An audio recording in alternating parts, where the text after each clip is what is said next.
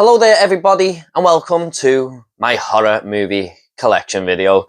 Now I have been collecting movies for a very long time, and as you can see there's a lot of movies behind me there with some gaps that have been filled in by horror figurines or Funko Pops. And that is because I've taken every single horror movie out of that and put it in a great big pile next to me here, and we're touching about 400 horror movies. It is my favourite genre. It has been ever since I can remember about 9, 10 years old when I first watched the likes of Friday the 13th and A Nightmare on Elm Street 2 and 3. Yes, I seen them before the first one for some reason. And I'm a fan of almost all the subgenres. Some I do like better than others, but this is going to give you a big taste of what movies I do like, what I don't like. There might even be some classics here that don't really resonate with me, that they do with others. You get the gist. So I'm just going to go through the entire collection. I'm going to be doing this video yearly. It's not going to be a common thing showing all the horror physical media or anything, but I'm going to be doing this as a yearly video, and this is my 2023 one at the time of recording. So let's just get into it now. I have done this into alphabetical order as best I can. I may have mixed one or two up there, and I'm pretty confident I've got every single horror movie there because it is all logged on my Letterboxd account in a private list, all the horror movies I own. If you want to go and check out my Letterboxd, that will be in the description down below. So let's just get into it now with the first of many movies, and it is actually two movies. This is a double pack, and we do have 28 days later, so I'm starting with the numbers, we'll get onto the A's and stuff. And 28 weeks later. Now, I remember first watching this when it first come out, and I was amazed by how they could do the streets of London like that, where it was just empty, and having Cillian Murphy walk around there. Really cool Danny Boyle virus / zombie movie, where the zombies are quite fast in this. Yeah, it's a good movie. The sequel isn't bad either. It's not as strong as the first, but there's some great moments in this. Some great characters to travel along on the road with, through the streets of Britain there. And I do hope we get a 28 months later. That has been promised for years now, but I think we're going to have to call it 28 years later because it is sort of stretching now, isn't it? But yeah, nice little double pack I own there. Next up, we have 30 Days of Night, starring Josh Hartnett, a vampire flick. I think this is all set in the snow, if I remember correctly. I seen this when it first came out, but I haven't watched it in a long time. However, it is thought of by lots of horror fans as one of the best vampire flicks in recent years, so I'll have to give that another watch. I believe there's a second one as well, but I can't remember too much about this. I just remember thinking it was a good time. Next up, we have All the Boys Love Mandy Lane, pretty cool horror indie flick from 2008-ish, I believe. I can't quite remember the exact year. I remember this being a cool little slasher with a great twist at the end. Next up, we have some of the greatest movies of all time, and some of them not so great. Alien Anthology. The first is the one that is more horror, with the most horror of the genre. The second one is more of an action horror flick, and the third one goes back to the horror roots a little bit more there. And Alien Resurrection, it's not great, let's be honest, but Alien, definitely in my top 10 horror movies of all time. I love the pacing, how much the build-up it takes. The chest bear scene, one of the greatest horror movie moments ever. In fact, one of the greatest cinema moments ever, not just in horror. Can you imagine being in the cinema in the 70s when that happened there? Aliens, top 5 films of all time for me. I absolutely love it. James Cameron is a master, and he just took the sequel and sort of twisted it on its head a little bit there compared to the first film, with lots of fast-paced action, great characters. I do prefer the second over the first, just a little bit there, but they're both great movies. Alien 3, I actually don't mind it. I know David Fincher wouldn't be glad to hear that because he really doesn't want anything to do with this movie because there is so much studio interference. It's well known now. But I actually do like Alien 3. The whole prison type deal going on there, it works for me. And Alien Resurrection, it's not very good. It's a silly story plot, bringing Ripley back and stuff. But overall, I can watch Alien Resurrection, and if I'm going on a binge with the series, I'll watch them all. But glad to own this 4-movie box set, one of my favourite pieces of physical media, really. And let's not forget Alien Covenant here on 4K. I didn't love this film either. I think it was just I don't like the whole direction Ridley Scott went with Prometheus and stuff like that. I was very excited for this movie because it had Alien in the title. But yeah, it just didn't deliver, unfortunately. There's a cool shower scene towards the end and stuff. But I think I prefer Alien Resurrection over this. Next up is one of the best werewolf movies of all time, An American Werewolf in London. Great transformation scene in this. You've got to have a good transformation scene in a werewolf movie, haven't you? This follows two guys who are from the US backpacking across England, and they come across, this werewolf in the middle of the night on the Yorkshire Moors, is it? Can't quite remember. And this guy wakes up, he's been bitten by the werewolf, his friend is killed, and he wakes up and he's having all these nightmarish visions and stuff, and that is where the movie is at its most terrifying. I'm not the biggest fan of dream sequences, unless it's Nightmare on Elm Street, of course, but they're done so well in this movie, and they're some of the best parts of the film, and they are genuinely terrifying. Next up, we have the Anaconda collection. I watched the first Anaconda not long ago. I seen it when it first came out, couldn't remember a damn thing about it. And I watched the first one not long ago. The CGI is awful in that film, but it's such a fun time with a great cast. Owen Wilson and everything in there. John Voight is awesome in that movie. I haven't seen the other three yet, but I do plan on watching them soon, especially after just recently watching the first one. But overall, I do like the first one. It's so bad it's good, if you like. But cool little collection. I'll just show you really quickly. Sorry, I jumped the gun there, putting it on the pile. We have Anaconda, which is a cool little cover with the snake's eyes and stuff. Then we have Anaconda, The Hunt for the Blood Orchid. Here it's not very good, but I've heard these two are absolutely terrible. Anaconda 3 Offspring and Anaconda's Trail of Blood. So if you guys have seen their movies, let me know down below what you think of them. But I will be getting to them soon. Maybe I'll do a little ranking of all four of them, who knows. Just got these ones mixed up a little bit here, but we do have a little trilogy here, which is a spin-off from the Conjuring universe, and that is Annabelle. Yeah, I enjoyed this one. I wish we spent more time with Annabelle before she went into the doll, because I thought that was a cool little story point there to visit the human side of things. And she's like this part of this cult, but she was kind of just throwaway in order to get this person inside the doll, basically. But overall, I didn't mind this. A lot of people don't like this film, but for me, it kind of worked. Next up, we have Annabelle. I'm getting these two mixed up now. I can't remember which one is second and third because I actually haven't seen either of them. But we do. I'll just show them both. We have Annabelle Comes Home and Annabelle Creation. Yeah, haven't watched these two yet. I was put off by the reviews of Annabelle years ago, people saying it was terrible. So I kind of got to that movie late. I watched it for the first time this year, in fact, and haven't got to these two yet. So hopefully I will soon. Don't worry, there is some films in here I haven't seen, but I have watched the majority of them. Next up, we have American Psycho. Christian Bale's absolutely batshit crazy performance in this as Patrick Bateman. I really do enjoy this film. I don't think it's as great as a lot of people say it is, but it's definitely a good movie. And just so many batshit things that Christian Bale's doing in this film and his Nicolas Cage moment, if you like. Overall, it's not bad. American Psycho.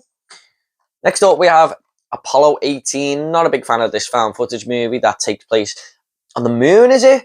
It's either moon or Mars, and there's a little entity going on.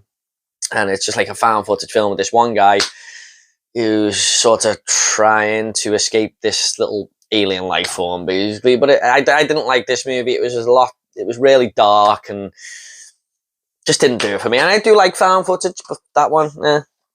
Next up is Attack the Block, which could be mistaken for being a sci-fi comedy at times.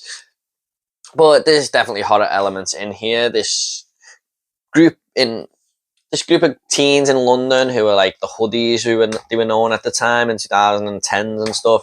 That's what they were labelled as here in the newspapers and stuff. People who just sort of cause carnage on the streets, really, teenagers. They are in this apartment block and it's taken over by aliens. It's an okay time. I didn't love it, but I definitely didn't dislike it. John Boyega and the woman, Jodie Whittaker, are definitely the standouts here. The rest of the cast aren't the best actors in the world. Next up we have Audition from Asian Cinema, and this, I watched this back on the day in DVD. I have not rewatched it on Blu-ray, but I can remember the film. Really dark, sinister turn towards the middle of the movie there, and yeah, it pushes levels, let's put it that way. I've seen way more disturbing movies than this, but for the average viewer, they may find this a little bit shocking. But overall, it is a good movie. I do recommend Audition. Next up is The Babadook, a film that I just didn't really love all that much, in all honesty. I hated this kid. I know you're probably meant to, and it's part of the mental health storyline with the mother and stuff like that. That just does not excuse the fact that I just hated this kid, and he made it unwatchable for me at times. It's okay, but he definitely was the hindrance on the film. But I can see why people like it. It's a little bit different. Next up, we have a horror comedy in Beetlejuice. Wasn't the biggest fan of this. It's okay. I love the family dinner scene where they're all singing. That was quite funny and stuff. Michael Keaton is great, even though he's only in it for like half the film. But it's not a film I love as much as everyone else. I just find it kind of average, to be honest. It's a bit too wacky, a bit too insane. Next up is The Birds. One of my favourite Alfred Hitchcock films, in all honesty. Really creepy moments where the birds are just lingering around the city, ready to attack people, and they know the school kids are going to come out at 3 p.m. and they're just waiting around the school. It's quite a creepy movie. But Alfred Hitchcock just knows how to make films, doesn't he? And he's showcasing his talent all over the place here. I absolutely, I really did like this film. I absolutely loved it, in fact. It's one of my favourite Hitchcock movies. And I definitely recommend it if you haven't seen it. Vintage Cinema. Next up is a film I probably should have seen by now, and I haven't, and that is Dario Argento's The Bird with the Crystal Plumage. Please ignore this. I got this from the CEX store, and I tried to get the sticker off, and I peeled it, and I got this for a bargain, so I didn't know whether to take it back and not have the movie, or just keep this edition with the little rip in there. I couldn't exactly take it back because they only had one copy and stuff, but this is on 4K as well. It's the disc inside here that counts for me. But yeah, just haven't seen this one yet. I heard it's a really, really good giallo. Next up, we have Blade. I used to think this was the best movie I'd ever seen as a kid, but today it still stands up. There's some very bad CGI in here, and I even thought it at the time when it was released. Wesley Snipes is awesome as Blade. I absolutely love this film. Some kick-ass vampire hunting. Interesting to see what Marvel do with the character and the direction they go in. A lot of people do like Blade 2 better. I do remember liking this film, but it went a little bit of a different way for me with the vampires and how they looked and stuff. I would like to rewatch this again at some point, but I do remember liking this one. Just not as good as the first for me personally. And then we have Blade Trinity, also known as Apple iPod advertisement movie. Yeah, it's not great. It's not great. He's got two little sidekicks here in Ryan Reynolds and is it Jessica Biel? Is it Jessica Biel? Yes, it is. It just doesn't work though. Like I said, lots of Apple advertising for this. Definitely the weakest of the three. Next up, we have one of the scariest movies I've ever seen in my life. I was terrified when I watched this for the first time when I was a young teenager, and that was Blair Witch Project. I hadn't really seen a found footage movie before, and I thought it was real. I could not get to sleep all night. I remember just lying in bed, sweating, seeing these little Blair Witch icons in my room. I know they weren't there, but that's what I felt like. The shadows on the wall and stuff. Absolutely terrifying movie. I watched this not long ago with my wife because she hadn't seen it, and she was quite scared as well, so it does hold up, I feel. One of the best found footage movies of all time, and one of the best horror movies of all time, in my opinion. Next up is The Blair Witch, which is a spiritual sequel, I believe, or I can't quite remember, but I do remember thinking that this was a good film. I can't remember the concept, whether it was a sequel or a remake, but overall, I did enjoy this. It's just not as good as the first one. Next up is Blood Rage, pretty cool, cheesy 80s horror movie that follows these two twins. And one of them is locked up for 10 years because a bunch of killings are going on, and their mother is killed and he's accused of killing. And then he comes back out and the killing starts again, but you kind of don't know which twin it is. Overall, not a bad little slasher movie. Next up is The Bone Collector with Denzel Washington and Angelina Jolie. I can sort of watch anything Angelina Jolie is in, to be honest. I think she's a great actress. Well, she just has a screen presence for her acting ability as well. Yeah, I thought this was okay. I thought it was going to be a lot better than I thought it was. Maybe I was just thinking it was going to be another 7 or something. But overall, it's not bad about a serial killer on the loose.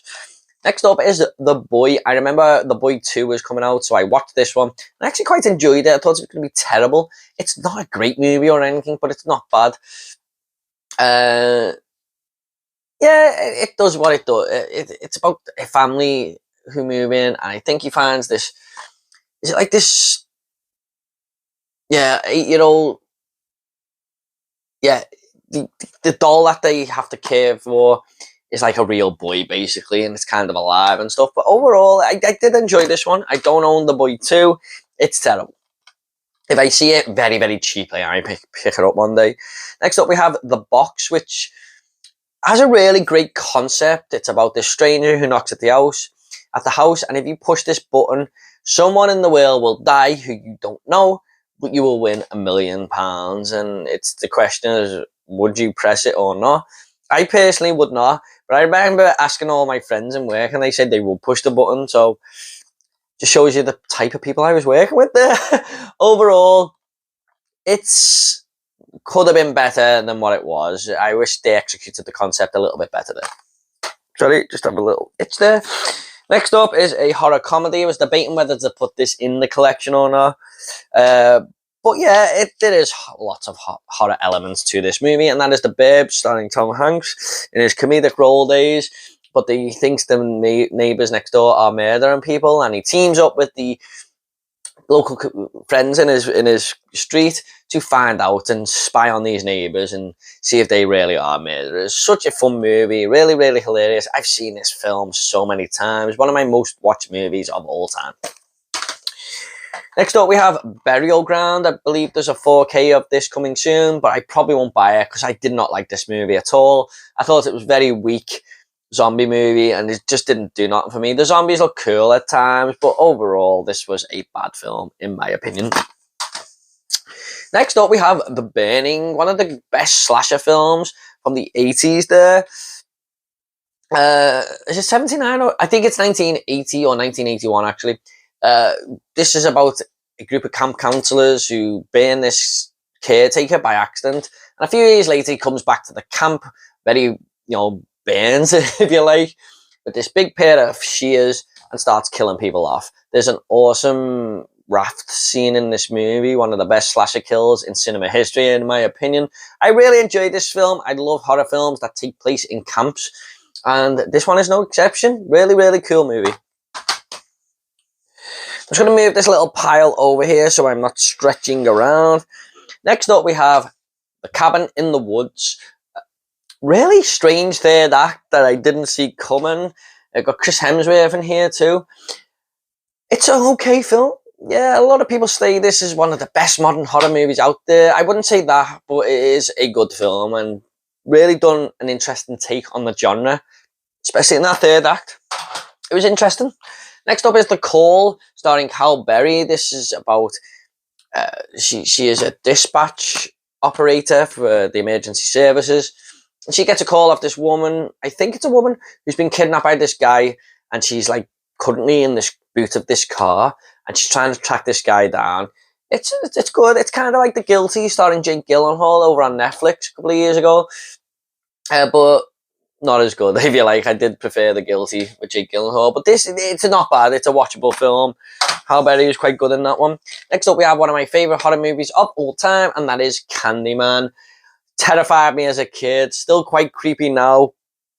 The blood and gore on screen is there to behold, and it follows this woman played by Virginia Madsen, Helen her name is, who believes that she's trying to figure out the urban legend of Candyman, and she's studying it at university with her friend.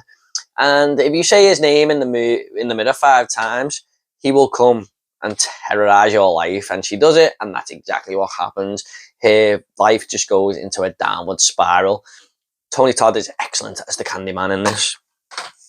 Next up we have Candyman 2 Farewell to the Flesh. I always thought this was Virginia Madsen on the cover until I watched it, and it isn't. It's an okay sequel, but it relies too heavily on jump scares, in my opinion. Nowhere near as good as the first. Next up, we have Candyman Day of the Dead. I have not seen this one yet. I only recently bought it because we got it here in the UK a few months ago. I've never seen this film, and I'm just going to have to pick a time to watch it where I'm just on my own, because I know my wife probably won't be bothered about this one. And I've got to be in the mood because I've heard it's absolutely awful. But that cover art is fantastic. Next up, we have Candyman on 4K, the recent modern remake or spiritual sequel, if you like. I did enjoy this film. It was my most anticipated movie of 2021. It didn't quite reach the best movies of that year, but I did enjoy this film. Interesting take from Nia DaCosta. Some of the kill scenes were really well filmed, especially the one in the apartment. And the use of mirrors in this movie is done really well, actually. Next up, we have a horror classic in Carrie from Brian De Palma. Yeah, this is about a girl who's being bullied, but she's got like these powers where she can sort of set fire to people and stuff like that. I might get mixed up with Firestarter there. Sorry. But yeah, she's got like these telekinesis powers. I did enjoy this film. Sissy Spacek is someone who you just get on her side and you kind of root for her to kill these bullies in the school and stuff. She's just got a horrible life with the people around, and you do feel sorry for her. Really, really good Stephen King adaptation. I believe that might have been the first Stephen King adaptation into a film, I think. Next up, we have Castle Freak. Yeah, I didn't like this film, to be honest. It's just about this creature living in the dungeons of a castle, and he just wants to rape women, basically. Yeah, it's not great. I always seen it in the video shop years ago, so when it came to Blu-ray, I pulled the trigger, and it didn't live up to any expectations. Next up is The Chernobyl Diaries, which is a found footage film all set in Chernobyl. I know a lot of people took offense to this movie online back in the day and stuff, but it's just a movie, you know. Yeah, I thought this was quite a cool concept, actually. Not a bad found footage horror movie. Next up, we have The Children. I've seen this one actually a few times, and even though it's not great, my wife wanted to watch it with me, and I seen it when it first come out. So I've seen it a couple of times about these kids, these families who go to this lodge, and the kids sort of turn on them and try and kill them and stuff. It's not bad. It's a cool little indie flick. Staying on the theme of children, we have Children of the Corn 1, 2, and 3 in this lovely Arrow box set here. I'll just quickly take these out so you can see. First off, we have Children of the Corn. This is a 4K. It's the only 4K in the set.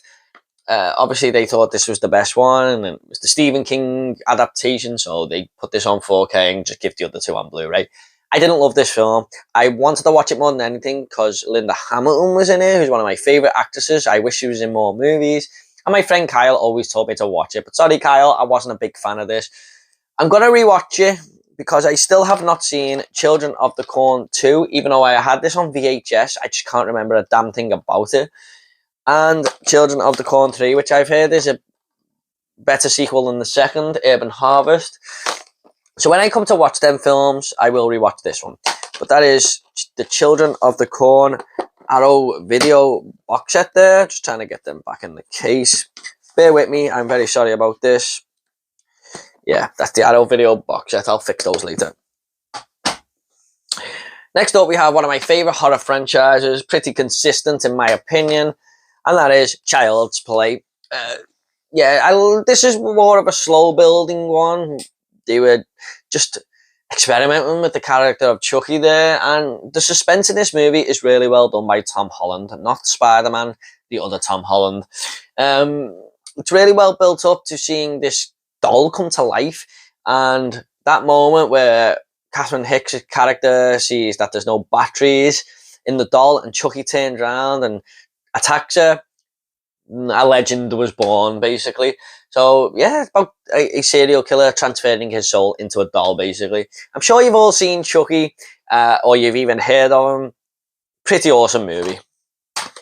However, my favourite in the franchise is definitely Child's Play 2. I love how awesome Chucky is in this movie. He's just on a rampage. He's telling little one-liners everywhere. He's killing people in so many creative ways. I love this film. It's only like a 1 hour and 20 minutes, but it absolutely flies by. But it's such a fun time with a brilliant third act and one of the best characters in the series in Kyle. Chucky at his best. And then we have Child's Play 3, which had a lot of controversy here in the UK due to the murder of James Bulger, understandably so. But I do feel like Child's Play 3 was the sort of scapegoat there because there were way worse movies out then, and it was just assumed that one of the child killers had watched this. So there's a lot of notoriety around this film, and it come out the year it happened as well. People were taking this off the video store shelves and stuff. But overall, this gets a lot of hate. I don't think it's a bad movie at all. It's one of my favourites in the franchise. Good idea to go to a military camp and stuff. And Chucky, again, at his best. I love it where he kills the barber who, in this movie, he's saying, "Presto, you're bald," after he's cut everyone's hair, and then he tries to cut Chucky's hair. Chucky turns around and kills him and goes, "Presto, you're dead." One of my favourite Chucky one-liners there. Next up is The Bride of Chucky. I don't like the whole gothic theme that this goes for and how dark it is. It's one of my least favourite in the franchise, in all honesty, even though there are some really cool moments and bringing Tiffany into it was a fun time. It just goes way too comedic for me, and I don't like the look of Chucky. I don't like the way his face is all fixed and after being bashed in and stuff. It's not my favourite Chucky look, in all honesty. It's a watchable movie though. Some cool kills in this, especially the one in the hotel with the couple on the waterbed. Next up is Seed of Chucky, a film that gets way too much hate for me. It is silly, and we'd already gone down the comedic route anyway here. But I prefer this over Bride, I'm not going to lie. And a lot of people might turn the video off there, but I will never lie to you on this channel. So Seed of Chucky, for me, is a fun time. Now, I can understand the frustration with people, though, if they went to the cinema at the time to watch this, with Chucky coming back, because it would have probably pissed me off. But a lot of times gone by and I watched it quite late. And yeah, I just had a good time with it when I was binging the entire franchise. Something a little bit different. Next up, we have Curse of Chucky. Definitely one of the best in the franchise for me. Not one of the most rewatchable, but overall one of the best. We have Brad Dourif's daughter in this one as well. Fiona Dourif, who's introduced. Goes back to, I think it takes place between Child's Play 3 and Bride of Chucky, I think. It's sort of a prequel, really, to them films. And it's definitely done well with the tension building, like the first one. And just goes back to its roots, really. It's a straight-to-VOD film, but it's not bad. And next we have Cult of Chucky, which for me is the worst one in the entire franchise. It done the same kill from Bride of Chucky, and it's like, can't you just bring some more creative ones out there? All the different Chuckies running around where they can possess all different dolls and stuff. Yeah, the worst one in the franchise, definitely. And next up, we have the remake Child's Play, which I actually didn't mind. It's not one of the best in the franchise or anything, and Brad Dourif is the GOAT of Chucky voices. Mark Hamill didn't do bad, but it's not the Chucky I know and love. The look of the doll is terrible, but I like the concept where it's like a robotic chip in the doll that's malfunctioning and trying to kill people and stuff. Some cool kills in this. I didn't mind this remake, to be honest. Next up, we have a John Carpenter movie, and it is one of my favourite John Carpenter films, actually, and that is Christine. Love the whole concept of this car taking over this guy called, I think his name's Art, but he is sort of becoming an asshole as the movie goes on. The more he drives this car, the car is like gleaming red even more throughout the movie, and it's kind of like it's getting stronger. But really, really good film. It's a film about a killer car and one of the best Stephen King adaptations. I really enjoyed this one. That is Christine. Next up, we have City of the Living Dead. Pretty boring movie, in my opinion. Just about this priest standing there staring at the screen. I thought this was going to be so much better when I bought it, and I just was bored to tears with it. It's a dull movie, in my opinion. Next up, we have a found footage movie called Chronicle. kind of like superhero horror. These three teenagers get these powers, and I think it's one of them where the powers are too much, and he's turning into this relentless killer basically, and the other two are trying to stop him. But it's all done in found footage, which is cool. Michael B. Jordan. Yeah, it's not a bad movie, this one. Next up, we have a film from Gaspar Noé, who you will know from Irreversible and stuff, and that is Climax. This is about a bunch of, I think they're all like dance students, and they're having a party, and someone spikes the punch with all these drugs, and everyone is just going insane, and we've got to try and find out who spiked the punch and stuff. And everyone's just tripping out, seeing things, people are getting hurt, and it's kind of like you're at the party with these people, the way it's filmed, with all the one-shot takes and stuff. Brilliant dance scene at the opening, brilliantly choreographed. This is a great movie. Next up, we have The Collector. A lot of people praise this film a lot, and it is good, but it's not as good as what people think, in my opinion. However, I had a decent time with it. It's about this burglar who goes to rob this house, but this guy has got there before him and has set loads of traps for this burglar, basically, in a twisted game. Yeah, it's not bad. It's not bad. I know there's two more out there. Haven't seen them yet, though. Next up, we have The Conjuring. Really creepy moments in this film. The whole clap hands and the marbles and stuff. Yeah, it's a one of the better horror movies in recent times. Possession type films and demonic possession and demonic demons and stuff. They're not really my go-to subgenre, although I do like virtually every subgenre, but this was one of the better ones. Next up is The Conjuring 2. I actually prefer this one. It's not as scary, but I like the story better, all taking place in London at the Enfield house and stuff. I just thought this was a really gripping, story that I really got into. But yeah, it's like vice versa. It's not as scary as the first, but love the whole look of this movie in the 70s. I think it's the 70s and stuff, and the whole filter, the colour palette, it all just worked for me. Next up is The Craft, one of my favourite horror movies of all time, and one of my most rewatched movies as a teen. Now, to be honest, I wouldn't say it's full-on horror. It's more of a high school type. I suppose it is horror, but it's all like in a high school, but it's not really scary, if you get me, but there's horror elements in there. Basically, it's just about this coven of witches in a high school, and they use their powers to get what they want, basically, and it involves boy romances and stuff like that. But it's a really, really good time. I remember the final third not being as great as the rest of the movie, and the CGI is very much dated now, but all got great characters in there with their own little stories going on. Yeah, it's a really, really good time, The Craft. I love it. Next up is The Crazies from George A. Romero. I'm sad to say, even though this is a classic, I did not like this movie. It was just a bit of a mess for me, unfortunately. So, sorry about that, Crazies fans, but it just wasn't for me. However, I definitely prefer this one with Timothy Olyphant in. I better hold it up the right way, rushing a bit there. This one with Timothy Olyphant in, the Crazies remake, definitely worked for me better, this one. Had a good time with this. Just about a lot of lunatics running around, basically. And I don't own this one, but a recommendation here. If you want a movie like that, one called Sadness. I plan to get it in my collection soon. Definitely recommend that. It's absolutely fantastic. Next up, we have Creepshow. 5 stories in here from Stephen King. I liked a few of them. The one with Leslie Nielsen in and the guy getting buried is definitely the best story in here. We have Stephen King starring in one of these in one of these stories as this guy is going into a tree and stuff. There's one about bugs. It's okay. It's not bad. I definitely prefer this one though, Creepshow 2, especially the first 2 stories with the Indian statue that protects the store, and the second one with the raft, and there's that big ball of goo or something that's terrorizing these kids in the lake, and they can't get off this raft. And the third one about the hitchhiker is probably the weakest story out of the 3, but overall this is a great anthology film. Next up, we have Hideo Nakata's Dark Water.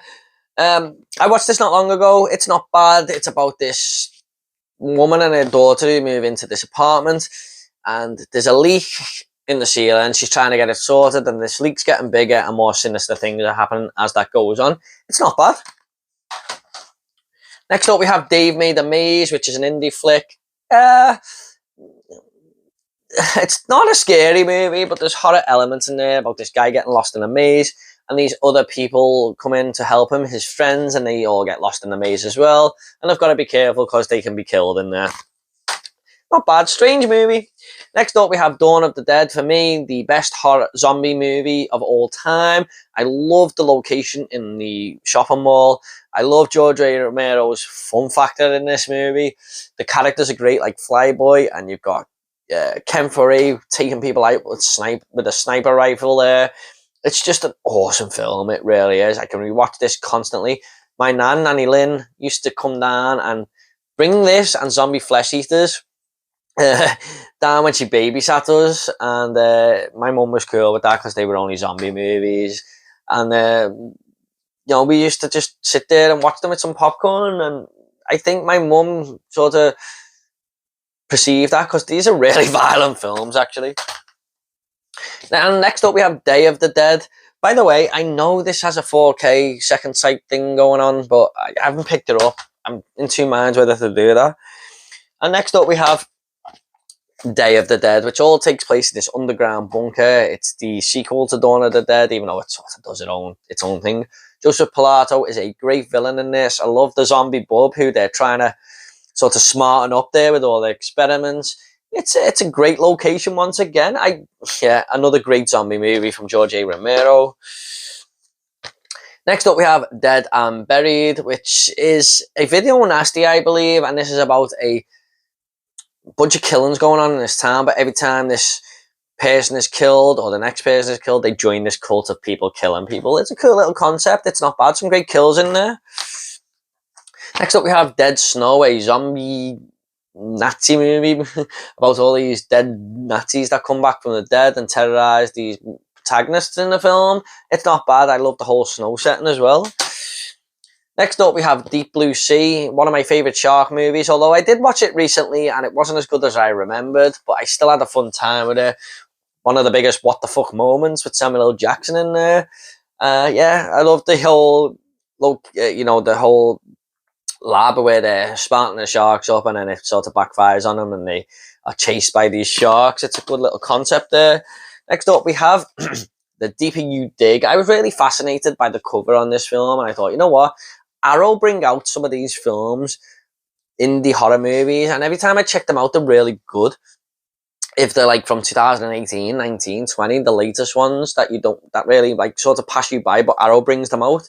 And this was okay. It's about this guy who drunkenly runs over this girl and buries her, and he lives next to the girl's mum, and the girl's mum is out searching for her, and he's got to kind of pretend that he knows nothing about her.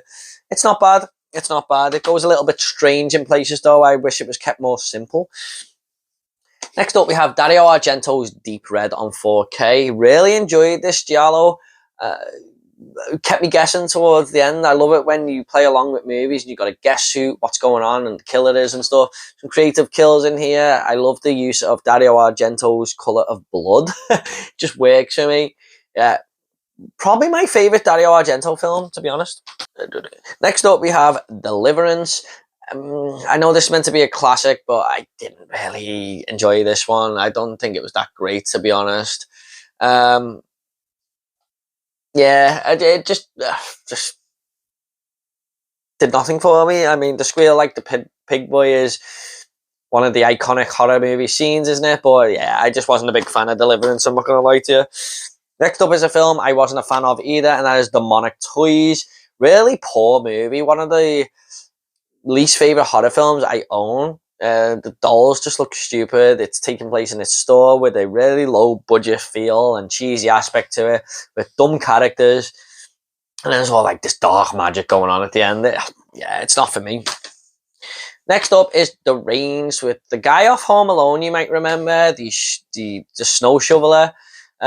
He's the star of this film, and his mother dies at the start, and he doesn't know what to do with himself, and he's kind of a deranged killer, basically, and he's keeping his mum in the basement and stuff like that. It's a got comedy elements in there, but I think this was like really notorious back in the day. It's not bad overall. Just fix them there. Next up we have Devil. I think this was written by M. Night Shyamalan. This is about a group of characters in a lift, and one of them is actually the devil, and the lights go out like every half an hour or so when the lift drops, and when the lights come back on, someone is dead. And again, you've got to keep guessing towards the end who this devil is in this lift. It's a really cool concept. One of them films that mostly takes place in one location. I really enjoyed this one. Next up, we have The Devil's Rejects. I do not own House of the Thousand Corpses because it just hasn't been released here in the UK. And I will bring that up a little bit more later on when I get to other franchises that are quite famous. But I really do need to invest in a Region 3 player now because I want to own that in my collection. But this is a good little sequel. Like a road rage movie following the firefighter family, and some brutal scenes in there, and it's about the cop that is killed in the first movie. He's out for revenge here, and he comes after them, and they're on the run. It's not bad. And next up is 3 from Hell, which I shamefully haven't seen because I'm a big fan of the first film. I like the second, so I should have watched this by now, but I did only picking it up recently, so I'll be checking that out pretty soon. And next up we have Dr. Sleep, the sequel to The Shining. I thought this was okay. Rose the Hat, played by Rebecca Ferguson, was definitely the highest point of this film, the biggest positive. Thought she was amazing in this. And there's a scene where they kill a kid in this movie, and it is, it's quite shocking, to be honest. Ewan McGregor puts a good performance here as young Danny, or older Danny now, should I say. And the whole Overlook Hotel part in the third act was great. Great to go back to that location. I think I need to give this a rewatch. I didn't absolutely love it. It's a long film, but it was like a 7 out of 10 for me. But I'm going to get rewatched that at some point. I'm just going to make this little pile over here. Now, next up is a film that I'd heard so much about for so many years. Lots of people saying it's one of the best werewolf films, one of the best British films. And I picked it up when Second Sight released it, and that is Dog Soldiers. And to be honest, it was okay. I didn't live up to expectations for me, but it was good. I enjoyed it. They're all holed up in this little cottage, and these werewolves are trying to get in. There's a lot of football references in this movie, though. Like, they think it's all over it is now, and then he'll shoot the werewolf, and then there's this guy who's just talking about football. It's kind of weird. But the main guy in this, I thought he was awesome, and I haven't really seen him in too many other things. Just Kevin McKidd. I haven't really seen him in too much else, but he was great in this movie. The best actor and character by a mile. Just going to fix that J card there. Next up, we have Don't Breathe. Really good concept about these burglars who break into this blind guy's house, and they find out that he's a bit of a ruthless, won't take no shit, basically. And he kind of comes after them in the house, and he knows his home better than them, even though he can't see. And they're sort of trying to escape from him. Really great movie by Fede Alvarez, who I believe is doing the Alien TV series, or the next Alien movie. I think it's a TV series. All on board for that because he's done a good job of this. Don't Breathe 2. It's not a bad film, but I will get it in the collection at some point.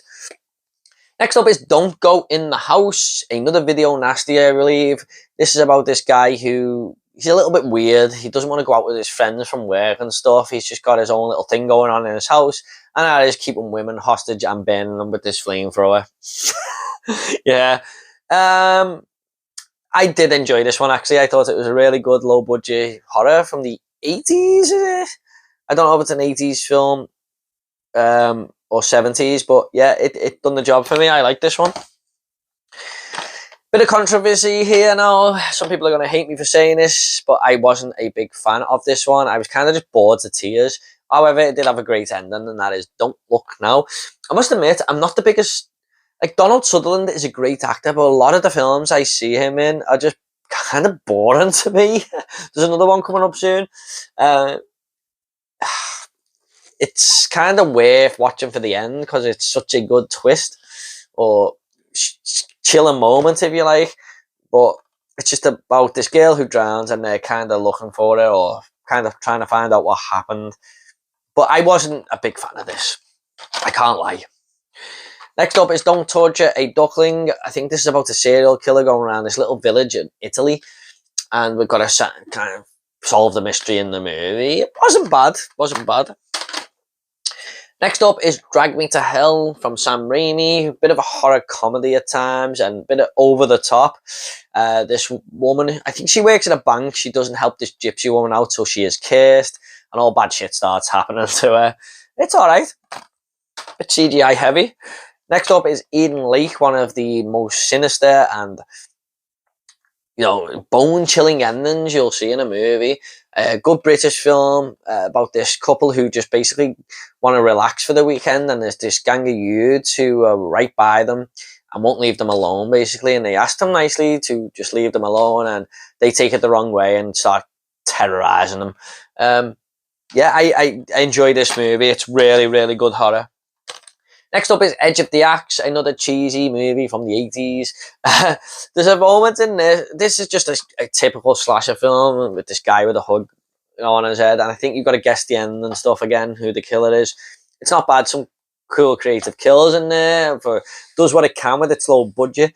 But there's a moment in this where this guy is showing this girl his two computers, and he goes, "Look, I can send a message from this computer to that computer, all digitally," and he's showing off like it's the greatest thing in the world, and like everyone just does that nowadays with ease on their phone, and it's just weird to see. Next up, we have Eraserhead, and David Lynch movie, one of his first. It might actually be his first. I wasn't a massive fan of this, but I am a big fan of David Lynch. He's one of my favourite directors. I'd have to watch this again, but it was just a little bit too much for me, a little bit too arty-farty and too much going on. I'll have to give this one another go because I do love David Lynch, and I know a lot of people love that film. Next up is Erotic Ghost Story. I think this is I can't really show the back, I'm sorry.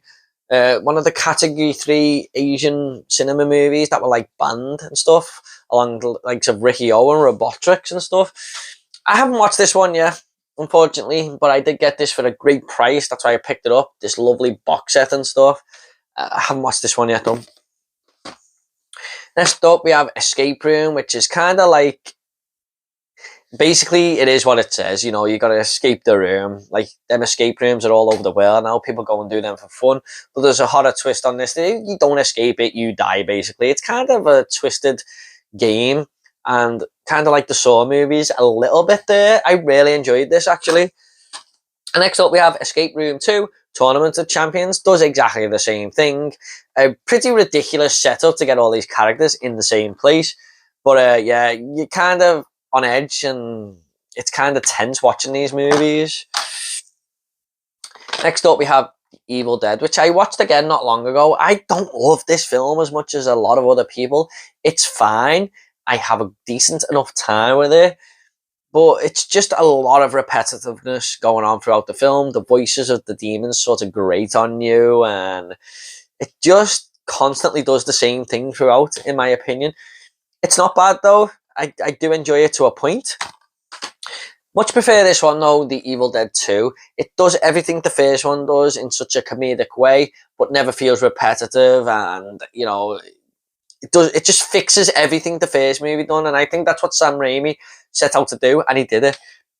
One of them moments where the sequel is actually better than the original. I loved Evil Dead 2, and I absolutely love this one as well, Army of Darkness, which I watched for the first time last year.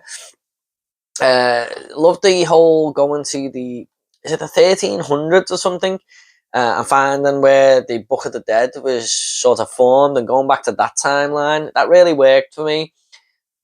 Bruce Campbell, I don't think he really got this status until the Evil Dead 2, because he's a very normal character in the first one, in my opinion, but he's elevated even more here.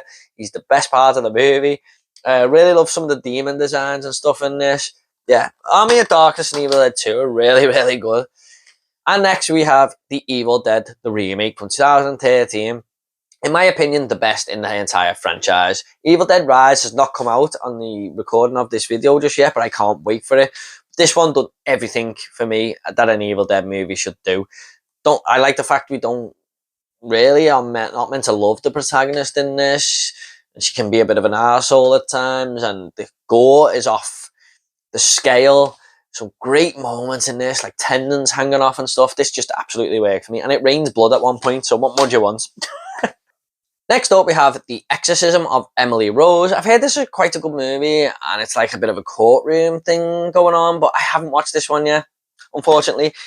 Me and my wife will watch it, though. My wife is a big fan of horror, so any unwatched horror movies I've got, she'd probably be up for watching them with me. Next up, we have The Exorcist, one of the classic horror movies, isn't it? It's half genius, it's half a masterpiece for me. It's not one of my top 10 horror movies or anything, but it is a fantastic film. I can see why audiences were terrified back in the day of this in 1973. There was a lot more religious thoughts going into people there, I think. And at the time, I think I would have been terrified of it because there's more atheists and stuff now, I believe. And back in the day, religion was a big thing, I think, and it just would have been more terrifying. But that scene always gets me where the priest Dominic, his mother is walking down the stairs, and Pazuzu just flashes on the screen. It terrifies the hell out of me. That brilliant performance by Linda Blair and stuff. It's a classic, you know. I'm sure you've all seen The Exorcist. Next up is The Faculty, about there's a bunch of high school teens and their school is being taken over by aliens, and it's taking over all the teachers and stuff. And a lot of water is drunk in this movie. Great cast, you know. You got Josh Hartnett in there, Elijah Wood, Jordana Brewster, Usher. I really do enjoy this one. It's great. Great fun. With lots of rewatchability on that. Next up, we have Fertile Ground. This is when Blu-rays first came out, and these were going for really cheap, these After Dark originals. It's about a haunted house and stuff, but I didn't love this film, to be honest. I thought it was quite weak. Next up, we have the Final Film Collection of Final Destination. The first one for me might surprise you here, but it is the scariest film that I have ever seen. Mainly for the first 20 minutes. And I mean that in a psychological way, because every time I'm going on holiday or get on a plane, this film, excuse me, just pops into my head and it just terrifies the life out of me. It's stuck with me for 20 odd years. And it's a great movie as well. Final Destination 2 is a good sequel. I love the start of it again. They've all got great openings, haven't they? Oh, well, I can only talk about the first three because they're the only three I've seen. Third one isn't bad as well, with the roller coaster and stuff. I haven't seen 4 or 5 yet, but I'm really looking forward to binging this franchise when I think there's a part 6 coming out soon. So I'll be binging that around the time. Next up, we have Firestarter, another great Stephen King adaptation. Drew Barrymore as this young child who can basically set people on fire whenever she wants. Really good story, way better than the recent remake we got, which I don't own. Next up is The Fly from David Cronenberg. Jeff Goldblum tries to transport himself from this transport device to another teleport device. And while he does it, a fly gets in there and sort of messes with the human form of him. And he starts turning into this fly. Really good concept. Really great movie. Next up, we have John Carpenter's The Fog. Again, I might get in trouble for this, but I didn't love this film. I thought it was a little bit weak from John Carpenter and just kind of boring in places. But I will have to give this a rewatch because it is considered a classic. Next up, we have one of the most underappreciated, underrated, and amazing horror movies I have ever seen, and that is Frailty, starring Matthew McConaughey and Bill Paxton, and also directed by Bill Paxton. If you haven't seen this film, I highly, highly recommend it. It's about Bill Paxton who comes home to his 2 kids, and he says he's had a vision from this angel at work, and he's got to go out there and kill some demons that are disguised as human beings. And one of the kids is up for it and believes him, and the other one thinks he's just gone insane. And it's a really good way of telling the story because you don't know who to believe either, and each kid acts as your other shoulder, basically. But I absolutely loved this movie. I've seen it so many times now. My dad recommended it to me and said, just watch it. And I put it off for years. But man, this film is incredible. Next up, we have Freddy versus Jason. I really should put this with my Nightmare on Elm Street box set, I think. But yeah, it is what it is. I'm not a big fan of this film. It's definitely one of the weakest in the Elm Street franchise, or Friday the 13th franchise, if you like. The CGI is too heavy for me. Not really big on the characters. And overall, the fight scene at the end is just kind of shit. It's a good concept. Just think it could have been done a little bit better. But to see these two legends come on screen together was so exciting at the time. But yeah, I don't love this film. I know a lot of people do, but next up we have Friday the 13th, the remake, and I think this is actually a good remake. Actually, a lot of people hate this, but I think it's absolutely fantastic. The guy who plays Jason in this is awesome. Yeah, the only thing that didn't sit right with me is that Jason takes people hostage, which is didn't quite sit right with me. Love the way it shows the first 4 movies in like the first 10 minutes here. That totally worked. I just kind of wish they'd carried on with it, but there you go. Now I've got a confession to make here. I do not own any other Friday the 13th films. Like I said, it's the whole thing with the Region B player. They do have the 8-movie box set here, but I'm kind of waiting just to get the Region 3 player so I can buy the US version, because that has Friday the 13th Part 9, Jason X in, another version of that. It's the whole box set. I just don't want to buy the 8-movie box set and not have Part 9, if you like, or well, I do actually have Jason X in this collection, sorry. But I just kind of just want the whole box set as one. So, yeah. I'm going to get a Region 3 player soon and rectify that. Next up, we have Fright Night. Really good. I think this is by Tom Holland as well. I think. Yes. Who done Child's Play. About a kid who thinks a vampire is living next door to him and no one believes him. Yeah, really, really fun movie, this one. And I recently watched the Fright Night remake not long ago. Colin Farrell's great in this. He's such an awesome actor. Every time I watch him, he just grows on me. And he's elite now, isn't he? But yeah, this is a fun movie as well. Rest in peace, Anton Yelchin. Really, really good protagonist in this movie. And I was watching it, kind of feeling sad for him, to be honest. But it's not a bad remake. Really enjoy both of them. Next up is, in my opinion, a superior vampire film to both of them, and that is From Dusk Till Dawn. George Clooney in his best performance, in my opinion, with Tarantino on the run. And this is a movie of two halves. It's like a gangster film and a vampire flick. Fantastic film. Just so much fun. Kind of don't know which half I prefer, to be honest, but what a movie this is. What a movie. Lots of great characters, especially towards the end when we go into that bar. And it's just all kinds of people in there. Great, great film. Now, next up, we have one of my favourite artworks from any of my Blu-rays. And it's got actually 2 artworks on here. And that's what made me buy the film. I had no idea what it was. And that is Galaxy of Terror. Just look at that. And then we have this other cool artwork inside. I love that the spaceship just going into this big hideous face. But unfortunately, the film doesn't live up to the artwork. I mean, none of this even goes on in the film. So yeah, it's got Robert Englund in there before he was doing his Freddy role and stuff. It's also got the guy off House of a Thousand Corpses in there as well. Sid Haig, of course. Rest in peace, Sid. But it's just not a very good movie, in my opinion. It kind of takes a lot of elements from Alien and stuff, but it felt very straight to TV, and it's not a good film, in my opinion. Next up is The Gate, another film from the 80s that a lot of people seem to love.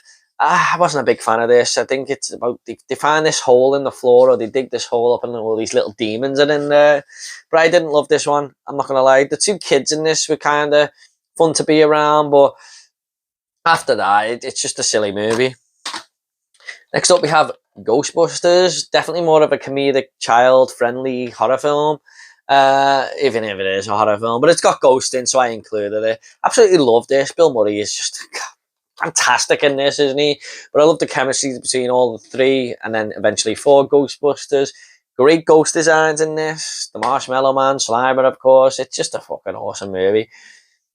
The opening in the library is quite creepy. Next up we have Ghostbusters 2. Seen a lot of hate for this one lately when Ghostbusters Afterlife was coming out, and a lot of people were reviewing the Ghostbusters films and they were saying, oh, it just does the same thing as the first film. But I've always enjoyed this one. It's a little bit creepier than the first one in my opinion. Especially that moment with Janusz, or the baby snatcher, coming to get the baby off the city skyscraper window ledge there. I think the villain in this is great, Vigo. It's a fucking great sequel. I don't get the hate at all. Next up is Ghostbusters Afterlife. One of the worst covers there. Whoever come up with that design, why? Why did you do that? Yeah, I thought this was a really, really good sequel, especially with the way it's taking place many years later with all these new characters. Really emotional ending that worked. Yeah, I had a good time with this one. I like the location change coming from New York to like the countryside, but it looks like we're going to be going back to New York in the next one. The young girl in this was fantastic. I thought she was such a good actress. Can't wait to see McKenna Grace. Can't wait to see more of her going forward. She's going to be a star, man. Next up, we have Ghostbusters Answer the Call. Now, this is the female-led version. A lot of people despise this movie, and I can sort of see why. You know, Paul Feig. What's his name? Not Paul. Is it Paul Feig? Yes, Paul Feig. Sort of spat in the face of Ghostbusters fans, didn't he, with this? And I can see why a lot of people don't like it. But I watched it many years later because I didn't go to cinema to see it, and I had a fun time with this. I thought it was quite funny. I love Kristen Wiig. I think she's so funny, and this is no exception. Chris Hemsworth is this receptionist as well. He's just the worst receptionist in the world. I thought that was really funny through the film as well. I didn't hate it. I thought it was alright. Next up is Ghost Stories, starring Martin Freeman.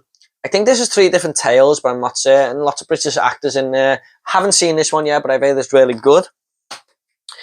Ghost of Mars, I watched this years ago on DVD, and I remember actually not thinking it was a bad film, but I haven't seen it in years. Stacked little cast there: Jason Statham, Natasha Henstridge, Ice Cube.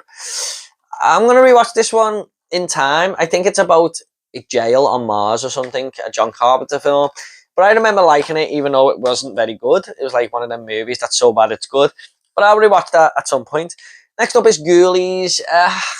I kind of thought this was okay, but then at times it was just so bad as well. Yeah, a very low budget, not very well acted film. And I think there's like 5 of these now or something. I have no desire to go and get Ghoulies 2. I mean, if I ever see it cheap, I might pick it up and stuff. But I didn't love this film. Carl, if you're watching, thanks for sending me this. I wasn't massive on it. Next up is A Girl Walks Home Alone at Night. I think this is like a vampire flick and it's all black and white. Haven't seen this one yet, unfortunately. Hopefully I will get all these films watched at some point. Next up is Girl on the Third Floor. But this is a blind buy just for the cover art there. 2 different cover arts. Yeah, it wasn't a great film, to be honest. Just this guy who sort of goes insane in the house and stuff. Yeah, it wasn't for me, this one. I don't think it was a very good film at all. Next up is another child-friendly horror movie, and that is Goosebumps. I used to read all these books as a kid. I loved them. So I was always going to check this one out. And it's a fun little concept with Jack Black's books coming to life. It's not just focused on one story. It's like all his books get out in the open, and these kids have to stop it. It's a good time. Next up, we have Goosebumps 2, which was definitely just a cash grab for me. It done well at the cinema, so they made the second one. Does a lot of the same things, but not as good. And Jack Black's in it for like 2 minutes. Next up, we have The Greasy Strangler. One of the most bizarre movies I've ever seen, but I loved this. This scruffy father and son, and there's this strangler going around, and the father just fits the bill for being a strangler that's going around. It's got all sorts of shit going on in here. This woman moves in with them, and she's just as disgusting as them. And it's a very, very stupid, silly movie, but I couldn't take my eyes off it. The theme tune is amazing. I'm looking to review this one at some point. I had such a fun time with this. It was hilarious.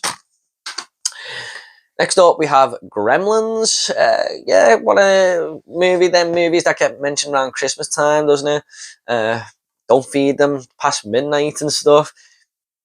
Yeah, it is what it is. You've all seen Gremlins, I'm sure. Gremlins 2, the new batch, which for me is actually better than the original. I know a lot of people will disagree with that, but I just liked all these gremlins running around this skyscraper, and it was absolutely insane. You know, all the gremlins are just going batshit crazy. It's a movie that begs you to have fun with it, and I do. I think this is a good movie and a better sequel than the first. Next up is The Gruesome Twosome, very, very low budget film about this mother and son who are basically killing people and turning the hair into wigs, scalping people and turning the hair into wigs for their wig shop. Very, very short film. I think it's only like 60 or 72 minutes long. It flew by. It's not great. Now, this is where my collection, I'm a bit ashamed of. Again, it comes back to the Region B and Region A bullshit. We haven't ever had a collection for this ever released in the UK, but there are 4Ks out there now, so I kind of don't have any excuse, even though they are very expensive, but I might have to look to go down that route. But these are the only two I own, and that is Halloween, the original, of course. One of the best horror movies ever made. I love it. I watch it nearly every Halloween. John Carpenter's best movie, in my opinion. I watched the entire franchise not long ago. This is the best one. Love it, love it, love it to death. And this one we have Rob Zombie's Halloween 2, one of the most hated movies in the Halloween franchise. A lot of people say it's the worst. I fucking love this film. The first 25 minutes is fantastic. That is pure horror right there. Now, I think the reason I love this movie is because I was watching the entire franchise, and a lot of these films do the exact same thing. But when they were throwing up something different, it was totally working for me. And Rob Zombie just said, fuck you, I'm going in my own direction here. And it paid off for me. I love the way Laurie Strode isn't as lovable as she is in the original Halloween. I love how Dr. Loomis is an asshole. Why have the same Loomis? It doesn't. You might as well do something different. And Michael was a brutal killing machine in this. I really enjoyed it. I think it was like my third favourite out the entire franchise. I can't lie to everyone. I'm just being honest like I always will. Next up we have Hannibal, a pretty decent sequel to The Silence of the Lambs. Nowhere near as good, but Julianne Moore as Clarice Sterling done a good job compared to Jodie Foster. I mean, Jodie Foster is that character, but she done well taking this over. It all takes place in Rome and stuff. Got the late great Ray Liotta in there. Rest in peace, Ray. I think this is a good, very slow-paced sequel, but the slow-paced works, and you would not believe Gary Oldman is this weird billionaire in this film. So yeah, Hannibal, good sequel. One of the better horror sequels that we have in horror history, really. And next up is a film that gets a ton of hate, and I can sort of see why. It's not great, but I did think it was better than most people say it is, and that is Hannibal Rising, about a young Dr. Lecter, basically, all in war times there. It's not bad, but it's not great. Next up we have Happy Death Day. This is kind of like Groundhog Day, but in a horror type deal. There's been a lot of these films made lately, hasn't there? About this girl who is killed at the end of the day, and she's got to find out who her killer is. She wakes up starting the same day every day, and we can uncover more of the mystery of who killed her and stuff. I thought this was a really cool concept, even though it rips off the Groundhog Day, but I had a fun time with this one. It's not bad. Next up, we have Happy Death Day to You. Definitely less of a horror than this one and more of a comedic sci-fi film about how this is happening to her and stuff, and people experimenting and trying to come up with ways of how she can stop it. It's more of a, like I said, a science fiction film with lots of comedy thrown in. But I would be up for Happy Death Day 3, is it? There's been talk of that, and I hope we get it. Next up is probably the best horror film I have seen. I can't quite decide between the other director's movie that he's made, which one's better, but that is Hereditary. Was fully gripped and invested from start to finish. Very, very creepy, atmospheric, fantastic horror movie with Toni Collette throwing in a Oscar-worthy performance in there. Highly, highly recommend this film. It's a damn near masterpiece. Next up we have Wes Craven's The Hills Have Eyes. I wasn't a massive fan of this. I thought it was okay, but I'd already watched the remake and much preferred that. Then I went back to this and I just thought this isn't as good as the remake. So maybe I watched that the wrong way around there. I know it's iconic though. But there we do have The Hills Have Eyes remake, and in my opinion, one of the best remakes in horror history. Really, really brutal film. Just gripping from start to finish. The whole scene where they run out the RV and them killers run in. I forgot what the real name is for them. Like the mutants basically run into the RV and just take the baby and start killing people. That's a fucked up scene, man. But I enjoyed The Hills Have Eyes. I really did. Hills Have Eyes 2, it's not a bad sequel to the remake, but not as good. There's something in here where one of these characters might actually be good and is looking out for one of the other characters, so that didn't quite work for me. But overall, it's not a bad sequel. Next up, we have one of the best horror / thrillers I've ever seen, and that is The Hitcher, a personal favourite movie of mine. Rutger Hauer just throwing in one of my favourite villain performances ever. You can't take your eyes off John Ryder. He's just messing with this guy from the start of the movie to the end. It's all a road trip film. Basically, this guy picks him up and he terrorizes him, basically. But it's just such a good film. This guy's life just goes out of control, basically, because of this hitchhiker. Rutger Hauer is just amazing in this. If you haven't seen The Hitcher, please, please, please give it a go. Next up, we have Hollow Man from director Paul Verhoeven, who probably made my personal favourite movie of all time in RoboCop. That movie I've seen more than 100 times. And this is another fun movie by him. Kevin Bacon has got this experiment going on where he can go invisible, but the more he experiments with this thing, it turns in more sinister, basically. And I really enjoyed this one. It's a good movie. Next up is A Horrible Way to Die, this indie flick that came out years ago. Can't remember too much about it, but I remember it being not very well directed and just a bit of a slog to get through. Next up, we have Host, a Shudder original that came out in 2020 during the pandemic. I remember this being one of my favourite films of 2020, actually. And it all takes place on this Zoom video call. And these characters are getting killed off one by one, kind of like the movie Unfriended. I really enjoyed this, and it was quite creepy at times, actually. I definitely recommend this one. Next up, we have Hostel. The more I watch this film, the more I lean toward liking it. I thought it was okay when I first seen it, but it's definitely grown on me over the years. This sort of started the whole torture porn type subgenre, if you like. I mean, I don't know who came up with that name, but hey ho. Yeah, really, really good film. Really cool concept. I always remember thinking this could actually be real, and I wouldn't be surprised if it is. These characters who are sort of kidnapped in Slovakia and are tortured by billionaires who pay like 100 grand to do whatever they want to this human, basically. Pretty grim movie at times, but a good horror. Next up is Hostel Part 2. I think I actually prefer this film over the first. I just like the way it delves more into this bloodhound hunting club and how these characters go about buying these humans to torture. It shows you all that side of things. Definitely worked for me. I think it's slightly better than the first film. And then we have Hostel Part 3, which goes a little bit silly, and this was a straight to VOD film, but overall it's not bad, actually. It all takes place in Las Vegas, where these people in this hunting club go there to bet money on what kind of ways this person is going to be killed, what kind of torture device they're going to use next, and everyone's just watching this person be tortured. Quite upsetting at times, actually. These characters who are killed are just made to be humiliated. Yeah, not a bad third movie. I really hope they bring out Hostel 4. Next up, we have another little franchise on the go here, and that is House.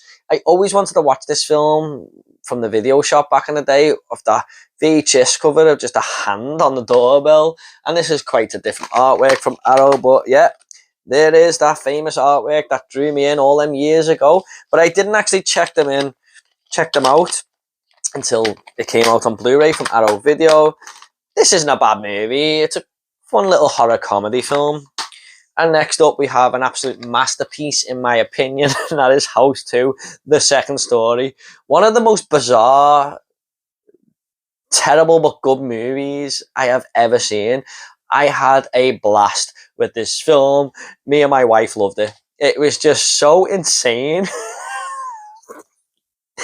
Man, it was one of the greatest things I've ever seen. There is a caterpillar in this that's half dog, and a velociraptor running around the house. Oh, sorry, a pterodactyl that they robbed from this dinosaur world, and it's sitting there having dinner with them with a little like bib on. It's just a fucking insane movie, man. Honestly, I could go on an hour review about this film, how fucking amazing it is. House 2, The Second Story, is a masterpiece. Next up, we have House 3, also known as The Horror Show, which was what they were going to call it until they just put House 3 on the title. This is like the movie Shocker from Wes Craven, where this guy is electrocuted by the electric chair and he comes after everyone through electricity, basically, and comes after this cop, basically, who nailed him. He's after him more than anyone, played by Lance Henriksen. I do think this is the weakest of the House movies, though. It's just a little bit all over the place, if you like. Next up, we have House 4, The Repossession, very famous for being the anchovy talking pizza. It's not bad. It's better than House 3. Next up, we have The House by the Cemetery. I wasn't a big fan of this film. This may be a video nasty from what I remember. Nothing really happens until the end of the film when you see this monster for the last 10 minutes and it just looks shit. And this woman is just always saying, Bob, Bob. She's always shouting at a child and his name is Bob. That's all you hear through the film. It's not very well made. It's quite boring, actually, in my opinion. I know a lot of people do like that film, but it just wasn't for me. Next up, we have House of the Devil. I think this is a film by Ty West, who made X. Yeah, I enjoyed this one. This is about this girl who has to go babysitting for... Is it Tom Noonan's character? Is it Tom Noonan? I think. Yes, Tom Noonan. And they say the baby's asleep upstairs. You don't have to go in there. You'll stay asleep. Don't worry. Just sit downstairs. But there's a lot more sinister things going on around the house, basically. I didn't think this was bad. It was good the way it was all made to look like it was made in the 70s. He really nailed the filmmaking there. Next up is House on the Edge of the Park, one of my most recent pickups from 88 Films. They're doing a lot of these 4Ks now.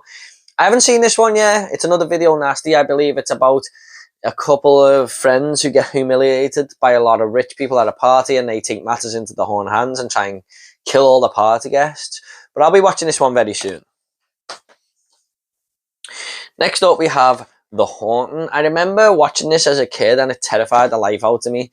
I was just like having nightmares for weeks. And then I watched it again recently and it wasn't as scary. It was an okay movie, but definitely a slow-paced slog at times. There was still one big jump scare at the end, though, that really got me. It's okay. It's okay. I know a lot of people think that's a classic and stuff. Next up is Hell Night. I'm not going to sound much of a horror fan here with these last 3 entries, am I? Saying I didn't love them all, but I didn't enjoy this one that much, to be honest. The cover always intrigued me, so I picked it up. I think it has a different cover inside here. This is one of the 101 Films Black Label editions. Yeah, so you got a different cover there. I love the way they've done that with the artwork. But yeah, and even though it had Linda Blair in, horror legend just for The Exorcist, it just didn't really do it for me, to be honest. Yeah, not the greatest of films. I think it's basically about a prank where you have to stay in this house if you fall victim to this prank or something, and you have to stay the night there. Next up is Hell of the Living Dead. This goes by so many different names: Virus, Night of the Zombies, and this is another 88 films release that I recently picked up. Haven't seen it yet, but again, I will be watching this one very soon. This is on 4K. Next up, we have Hellraiser 1, 2, and 3 from Arrow Video. Now, I've watched Hellraiser many times in my life. I think it's a great horror film. Really good classic from Clive Barker. Really interesting concept about this woman who her ex-lover comes back to visit her, and he has to feed on humans to bring himself back to his true form, because he's like this skeleton basically. And she brings these guys home, seduces them and kills them, and he sort of feasts on them basically. But there's a lot more to it with this puzzle box and the Cenobites like Pinhead and stuff. It's a really, really good story. Next up, we have, I'll just get it out there. Oh god, here we go. Always happens on camera. Hellbound Hellraiser 2, which I remember loving as a kid, but I watched it recently and thought it was just not as good as what I remembered. This Doctor character is definitely the best Cenobite that I think we've ever had. But yeah, it was a bit of a mess, this one. And I remember not loving Hellraiser 3 as a kid. Just found it the Hellraiser 3 as a kid, but I actually preferred it to the second one on these rewatches. More of a slasher type movie and a great third act. But for me, Pinhead is just one of the weakest horror characters. He's always killed off very easily in his films, and he doesn't pose much of a threat in my opinion. But these are fun movies to watch. Next up, we have Henry, Portrait of a Serial Killer, a big box set from Arrow there on 4K. One of the worst looking 4Ks though that I own. But overall, this was a good film. It is based on a true story. Michael Rooker puts in a great performance here in one of his earlier roles as this sinister character called Henry. And he teams up with his brother-in-law, Otis, and they go on a killing spree. And Otis is actually worse than Henry in my opinion. He is a sinister character. He wants sexual relations with his sister and everything. It's just a really batshit, insane type of movie. But yeah, I did think this is a good slasher, true crime story that goes a little bit far in places. Next up, we have Hounds of Love. I heard someone talking about this on their channel not long ago, and I thought, wow, that sounds brutal. And I picked it up recently in the past few weeks, but I just haven't got to it yet. It's an Australian film, I believe. Next up, we have The Human Centipede, which a lot of people say is one of the sickest films of all time. I don't think it is.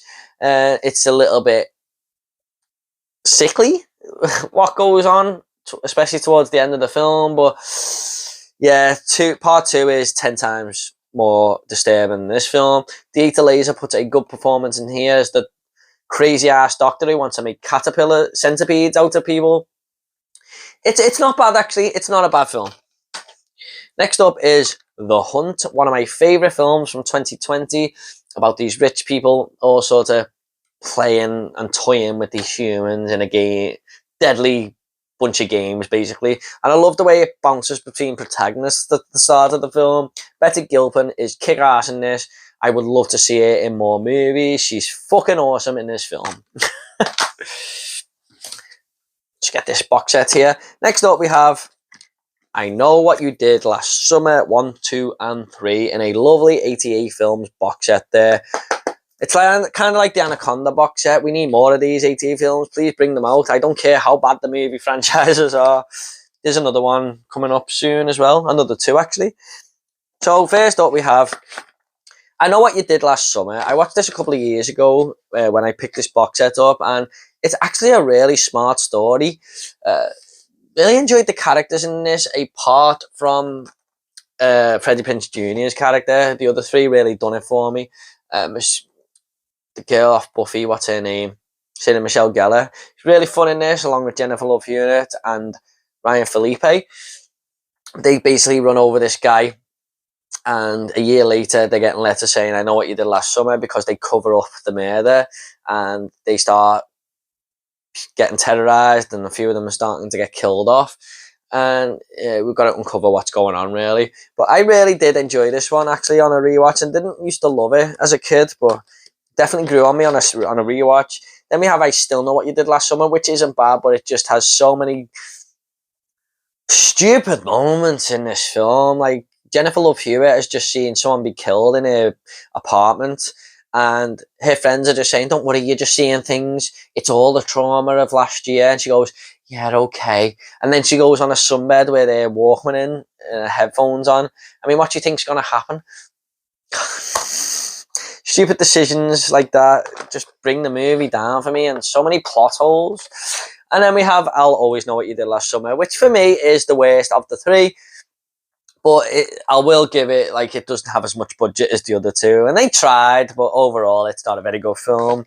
But I'm very happy to own this box set. I believe they are bringing another one out now after the success of Scream. Will be interesting to see how that pans out. Next up, we have Incident in a Ghostland. This really surprised me, actually, from Arrow Video. This goes back to what I was saying about the DPU dig, where Arrow just bring these movies out that kind of passed me by from the last few years and surprised the hell out of me. Really, really creepy opening about this family who are moving house, but they're sort of getting terrorised on the road by these two horrible people in this ice cream truck. I want to say two more, but by the end of the film, I thought it was really well constructed when you look back at the movie and this main character's kind of arc, if you like, and what she's been going through. Really, really great film. Next up, we have The Incredible Melting Man. The cover just made me want to buy this film, like most Arrow Video covers do. But it's not a great movie. It's very low budget. I didn't like this one too much. Next up, we have another franchise here, and that is Insidious. A really creepy movie when I first watched it. The first half is definitely better than the second. The second kind of, you start seeing what's going on and going into the further. But the first film, where it's all built, the first half of the film, where it's all building up, is generally terrifying the first time you watch it. Next up, we have Insidious Chapter 2. Not as good as the first film at all, but there's a moment in this where I jumped out my skin. My wife always brings it up. Do you remember we were watching Insidious 2? And you jumped out your skin. It's not bad. It's not bad. It's just not as good as the first. And next up, we have Insidious 3, which is better than the second, in my opinion. Done something a little bit different. Lee Whannell in his directional debut, I believe. Done a good job of this. And yeah, a pretty underrated film, in my opinion. And next up, we have Insidious The Last Key, which I have not watched yet. I'm going to watch this near at the time part 5 comes out, but I've heard it's the worst one.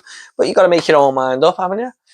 Next up is Interview with the Vampire, one of the most boring films I've ever seen. I don't know why this gets so much love. It just didn't work for me at all. I wasn't a big fan of this, even though it's got Brad Pitt in there, and Christian Slater, and Antonio Banderas. Just wasn't for me, I'm afraid. I think Tom Cruise in there as well. Yes, Tom Cruise, of course. I knew I was missing someone.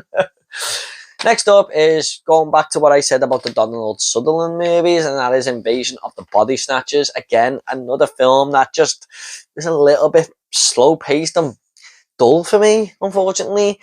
It has its moments. There's Jeff Goldblum in here, which is always a positive. But overall, I did not love this film. I thought it was going to be so much better with a name like that.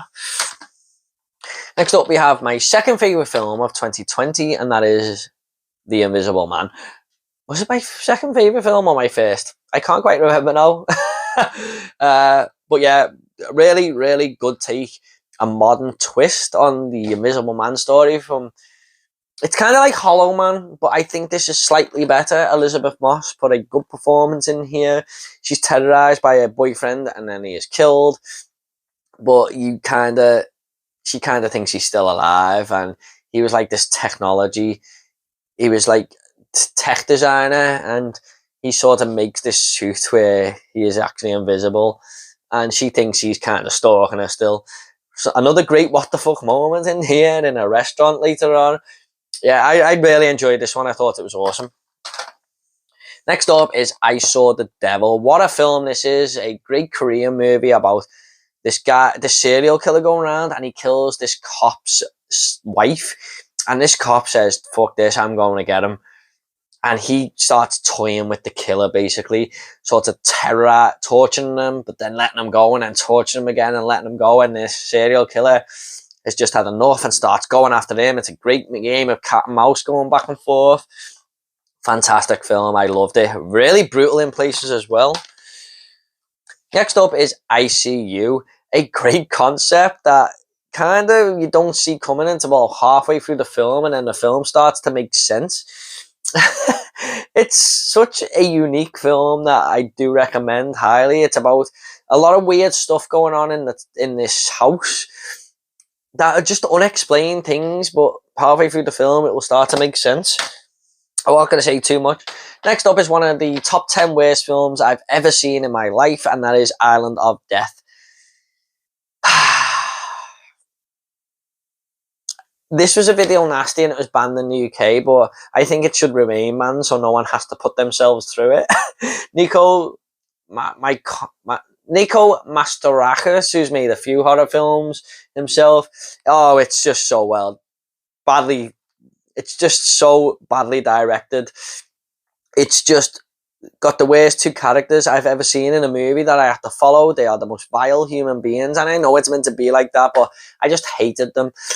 Character decisions don't make sense. It's just all very like there's characters who'll do things that will just infuriate you in this movie that you'd never do in real life, and it's just I kind of hate. My wife said this is the worst movie she's ever seen, and she's not far wrong. It's not a great film.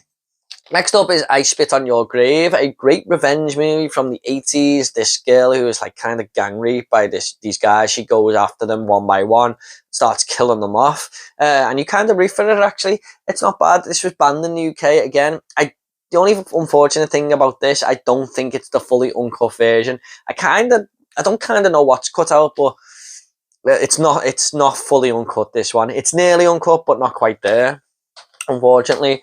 And then I have a Spit on Your Grave, the remake. This wasn't bad. Again, just does the same thing, quite brutal in places. Next up, we have one of my most nostalgic and favourite horror movies of all time, even though people will say this is a two-part miniseries. If you watch it all in one, it will feel like a movie. And as Stephen King's It. Love it to death. I used to rewatch this constantly as a kid, even though it's 3 hours long. Love Tim Curry in this. He is my Pennywise. Just basically about these kids who encounter this sort of thing that disguises itself as a clown in this town of Derry. And I love the whole location of Derry and the way it's made. I love how just the location of this town works for me. And I love going through all the kids' storylines. And the second half of the film gets a lot of flack basically for not being as good as the first, and that is true to a point. But I don't hate the second half at all. Overall, this is a good movie. The final act though is the letdown with the giant spider. Next up, we have Pennywise, the Story of It, which is a documentary about that movie, and it's 2 hours long. And when this come out on Blu-ray, I bought it day one instantly, and this was really interesting. I kind of loved it. I love horror documentaries. There's a few more I want to pick up, like Never Sleep Again and Camp Crystal Lake Memories. I'm going to look to add to them to the collection at some point. But yeah, this was great. Learning about the backstory of the making of It and stuff. Next up, we have It, the remake. I was so hyped for this movie, and I think I built it up too much in my head that when I went to see it, I was a little tiny bit let down. The whole CGI, it just doesn't work for me. Pennywise bobbling his head everywhere. But it is a good story. A good coming of age film. The kids all done a great job in this. Bill Skarsgård, even though he's not as good as Tim Curry in my opinion, he still does a good job as Pennywise. And it's very, very well directed. So yeah, apart from the CGI, it's not a bad remake. I think that's it's the same cover art underneath. And next up we have It Chapter 2 on 4K, which unfortunately for me was nowhere near as good as the first part. It's way too long, it's drab in places, and that fucking Spider-Man is even worse in this movie in my opinion.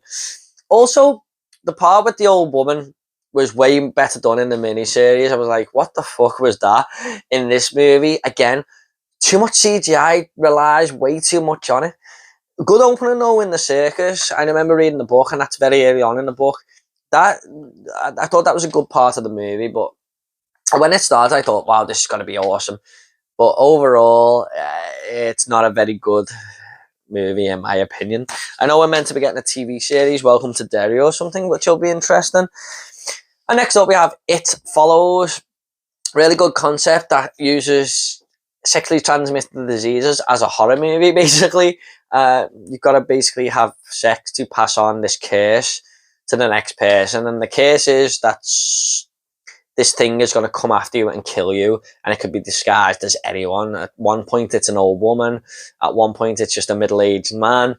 It's quite creepy in places and a really, really good idea for a horror movie. And it totally works. Next up, we have Life, which is about a crew of astronauts and they're on the space station. And this little life form that they've got is growing bigger and bigger and starts to take over the ship. Kind of reminded me of Alien. Really fun, underrated film, I feel. I thought this was really good. Next up, we have The Lighthouse from Robert Eggers. I need to rewatch this film. It was well made, well directed, great cinematography, great characters. But it just really didn't do nothing for me. So I'm going to have to give this one a rewatch because I know it's really highly praised by a lot of people. But it was just very strange and I didn't quite get it. Next up, we have A Lonely Place to Die. Pretty underrated British film about these two girls who are travelling through the country and this sniper starts to take them out from the mountains randomly, starts taking people out and they just have to try and get away from this guy. I remember really liking this one actually. Next up, we have one of my favourite David Lynch films. And this is sort of a horror film, and that is Lost Highway, about this couple who keep getting videotaped through the house. And when they put them on, it's just someone basically filming their house who is spying on them. And then the second half of the film just turns on its head. It's typical David Lynch. There's a moment in this, though, with this guy who is his name Frank something in real life? I can't quite remember if his name's Frank something in real life, but it's absolutely terrifying to watch. Yeah, really great atmospheric film from David Lynch. Very, very unsettling at times. Next up is Lords of Chaos from Arrow Video. This movie was fantastic. It's about this group who create music called black metal, and this group is led by Rory Culkin. They let this new guy in because they need another vocal singer, and he's insane, he's batshit crazy, and this film is so violent. These guys start getting up to all kinds. Don't quite know if it's a full horror movie, but it's very, very violent, very, very dark at times. And I know a lot of this is not meant to be fabricated a bit, but it's based on a true story, and I absolutely loved this film. I was blown away by it. It was fucking awesome. Next up, we have a horror classic, The Lost Boys. Just doesn't quite make my top 10 horror movies, but it's probably 11th. Watched this so many times. Kiefer Sutherland leading this gang of vampires in this town of Santa Clara, the murder capital of the world, and we see these two young brothers move there, and one of them meets up with David, played by Kiefer Sutherland, basically, and he tries to pull him into this little vampire group there. Awesome film, so much fun, 80s classic. Next up, we have Madman, which for me is not a very good film. This is basically about a legend about this guy called Madman Marv who walks around the camp killing people, and that's exactly what it is. But it's just one of my least favourite camp horror movies, basically. Next up is It Comes at Night from A24. I only recently picked this one up. I have not watched it yet, unfortunately, but I've heard it's quite good. I'll be getting to that one soon. Next up is Jacob's Ladder, which is a film I remember having lots of dream sequences in. And correct me if I'm wrong there. I think it's about this war vet who's just seeing things, but horrifying things. I can't quite remember. It's been a long time since I've seen this one. And I believe there's a remake out as well or something. Next up is Jaws from Steven Spielberg. And how good is this steelbook? One of the best horror movie posters of all time. And look at that on the back. That is fantastic. But seriously, the best shark movie ever made. So unsettling. So, the music just is terrifying and psychologically made a lot of people not go in to see. So yeah, this is a horror movie in my opinion. Next up is Killer Clowns from Outer Space. There's a video game of this coming out soon, I believe, which is an online multiplayer game. And we also have a Texas Chainsaw Massacre one as well. Mad. I had a fun time with this. This knows exactly what it is. B-movie cheese. It's got it written all over it. It's the perfect example of a B-movie. But I had such a fun time with this. You know, people getting wrapped up in cotton candy and taken hostage on a spaceship so the clowns can eat it, who are aliens but disguised as clowns. What more do you want? What a name for a movie as well. Killer Clowns from Outer Space. Next up is Kill List, a pretty underrated British horror movie that follows these two hitmen, and they have like 3 people on this list they've got to kill, but the third person they've got to kill sort of delves into devil worship and stuff like that. Yeah, the third act goes quite into the horror genre, let's say. Next up is Krampus, a horror Christmas film that was given to me by my cousin Michael. I quite enjoyed this. It was kind of like National Lampoon's Christmas Vacation, but a horror version, because the family come over and the main family, they kind of don't want them there, and that just reminded me of National Lampoon's Christmas Vacation. But then the Krampus comes to the household and starts terrorizing this little village where they live, basically. Land of the Dead by George A. Romero. I wasn't a big fan of this. The zombies were like too human for me in this. The way they were put on screen and all these little gangs running the cities, stuff like that. Yeah, just wasn't really a big fan of this, unfortunately. It was okay. It was watchable. Next up is The Last Exorcism. Really, really good found footage horror film about this priest who does fake exorcisms, basically. And this family call him because they believe her daughter is possessed, and he doesn't even believe in it himself, but he just makes money off it and goes, once I do this exorcism, they'll believe the demon has left, don't worry about it. But actually, it is actually a real demonic possession, and he doesn't know how to deal with it. Yeah, really, really good found footage movie, that one. I believe there's a second one, which I'll have to check out. I don't know how good that is or anything. Next up is The Last House on the Left from Wes Craven. Another video nasty. I've only seen this once on DVD back in the day. I remember thinking it was okay, but I expected more just because of the notoriety around it. But I haven't watched this version yet on Blu-ray, but I'll probably do a rewatch soon. It's not bad. It's not bad. But next is The Last House on the Left, which I actually remember preferring this remake. It's got Aaron Paul in there from Breaking Bad. Some really gruesome scenes in this one. Yeah, I quite enjoyed this remake. There's a lot of forgotten remakes that are better than the original, like this and The Crazies, in my opinion. Hills of Eyes. Next up is Last Night in Soho, one of my favourite films from 2021. Loved Edgar Wright's cool little story going on here.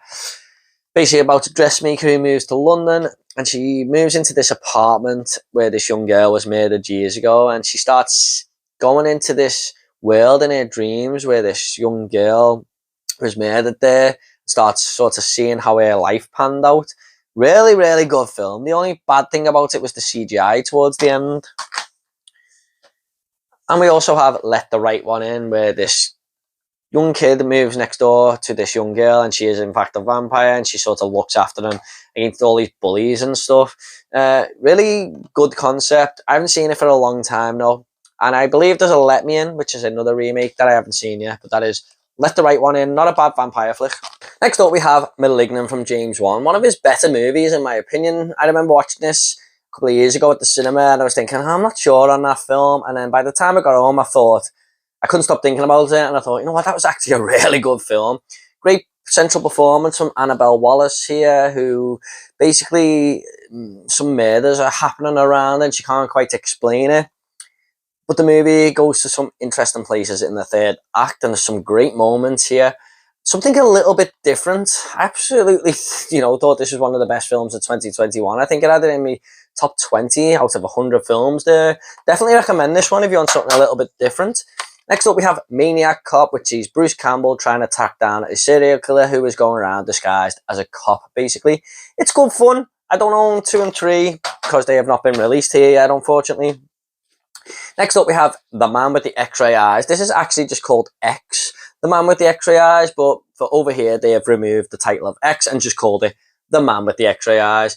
He's got a little bit of a invention going on where he can see through walls and stuff with these eyes that he's invented, but it goes a little bit further than that and starts to take over him and his personality, and he can't stop, and he starts seeing through everything basically, and it becomes a little bit dangerous for him. Not a bad little horror sci-fi adventure film. Next up is Martyrs, absolutely brutal movie from France about a young woman who wants to take revenge on this couple who tortured her as a kid, basically. But it goes to, there is much more to it than that, especially in the third act of the movie. And yeah, it is absolutely brutal and bloody, and the opening scene is horrifying.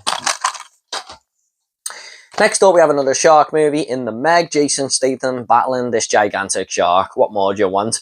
There is a Meg 2 coming out called Meg 2 The Trench, I believe, which I'll be up for. It wasn't a great film or anything, but it done really well at the box office. It was alright, it had some cool moments. I really loved it where the young kid at the end was like, oh my god, and pointing out towards sea. And you think the shark's coming, and then the camera pans, and it's just like these women in bikinis dancing on this boat. But yeah, fun movie. Next up, we have Microwave Massacre. I found this movie to be so funny. It's a horror comedy, basically. This guy who hates his wife ends up killing her, and then he decides to, because he can't find anywhere to put her body parts, he decides to start microwaving it and eating it, and he ends up taking her body parts for his lunch to work, and his friends start eating the body parts with him, but they don't know it's a human, and they love it, and like, can you get us any more of this? So he, the gist of it. It's not bad, it's a funny movie. Next up, we have Midsommar, the other film I was talking about from Ari Aster. By the way, I just want to quickly mention, when I said I had Jason X before, I thought I did, and I actually don't have that movie, so sorry that didn't come up in the J's there. But next up, we have Midsommar. I absolutely loved this film. I know it's a bit of a Marmite movie, but I was just fully engaged from start to finish. Ari Aster has made 2 of the best horror movies in the past 10 years, in my opinion. This and Hereditary. It's a horror masterpiece that takes place in broad daylight. Florence Pugh is amazing in this film. I really like the dynamic between the characters, because she's with her boyfriend over there, and her boyfriend's friends don't like her and stuff and just want her to go away, but there's just so much more to Florence Pugh's character, I feel, by the end of the movie when you look back at it, I think. But overall, a great film that I do highly recommend, and you might hate it, but you might absolutely love it like I did. Next up, we have Misery. I only watched this for the first time about 2 years ago, and honestly, it is one of the very few films I might give a 10 out of 10 to. Probably have to rewatch it to confirm that, but I remember thinking there was nothing wrong with this film. It was an absolutely brilliant adaptation from Stephen King's book, and I loved it. Kathy Bates was awesome in this, absolutely Oscar-worthy performance. She might have actually won the Oscar for this, I can't quite remember. James Caan with another great performance, all in the one location of this cottage, basically. That makes it just feel so, just away from everyone. Like, I can't find the word, but, there's just no help for James Caan here, and he's just captured by this absolute psychopath. Absolutely brilliant film. Next up, we have another Stephen King adaptation, and that is The Mist, another one with a very bleak ending. Basically, this fog takes over this town, and inside the fog, these monsters basically are there, and if you go in, you're gonna die. There's no way out. But a really good movie. I just hate the religious woman in this. She really brings the film down for me, but overall, not a bad film, and it is a Frank Darabont movie, who hasn't made too many films, but they're always great, aren't they? Shawshank Redemption, Green Mile, and this. Next up, we have Mother's Day, which is a remake to the original Mother's Day. And you know what? This is actually an underrated movie, I feel. It's a home invasion film about this family who are living in this house. And then these criminals used to live there. And the criminals have done a bank robbery. And they think their mother still lives there. They haven't seen her for years. They go into the house, and this family are living there and having a night over with their friends. And it becomes like a hostage situation. It's quite brutal in places as well. I do recommend this. Next up, we have The Mutilator, another 80s cheese fest. This is quite good. A couple of friends go to a cabin, and there's a killer on the loose. It's very cheaply made, a low budget, but there's a Mutilator 2 coming out, I believe. Next up, we have X-Men: The New Mutants. It is the only X-Men film on here, but this is a horror take on the X-Men universe about these characters who are all in this mental institute, and it really did sound to me like this was going to be like the Dream Warriors and Nightmare on Elm Street 3, and it was the same concept, just executed nowhere near as good. It felt very hollow, this movie. Like, I don't know if it was made in COVID times, but it definitely come out in COVID times. It just felt very empty. There's like 5 characters in the entire film in this hospital, and the CGI was terrible. CGI isn't scary to me.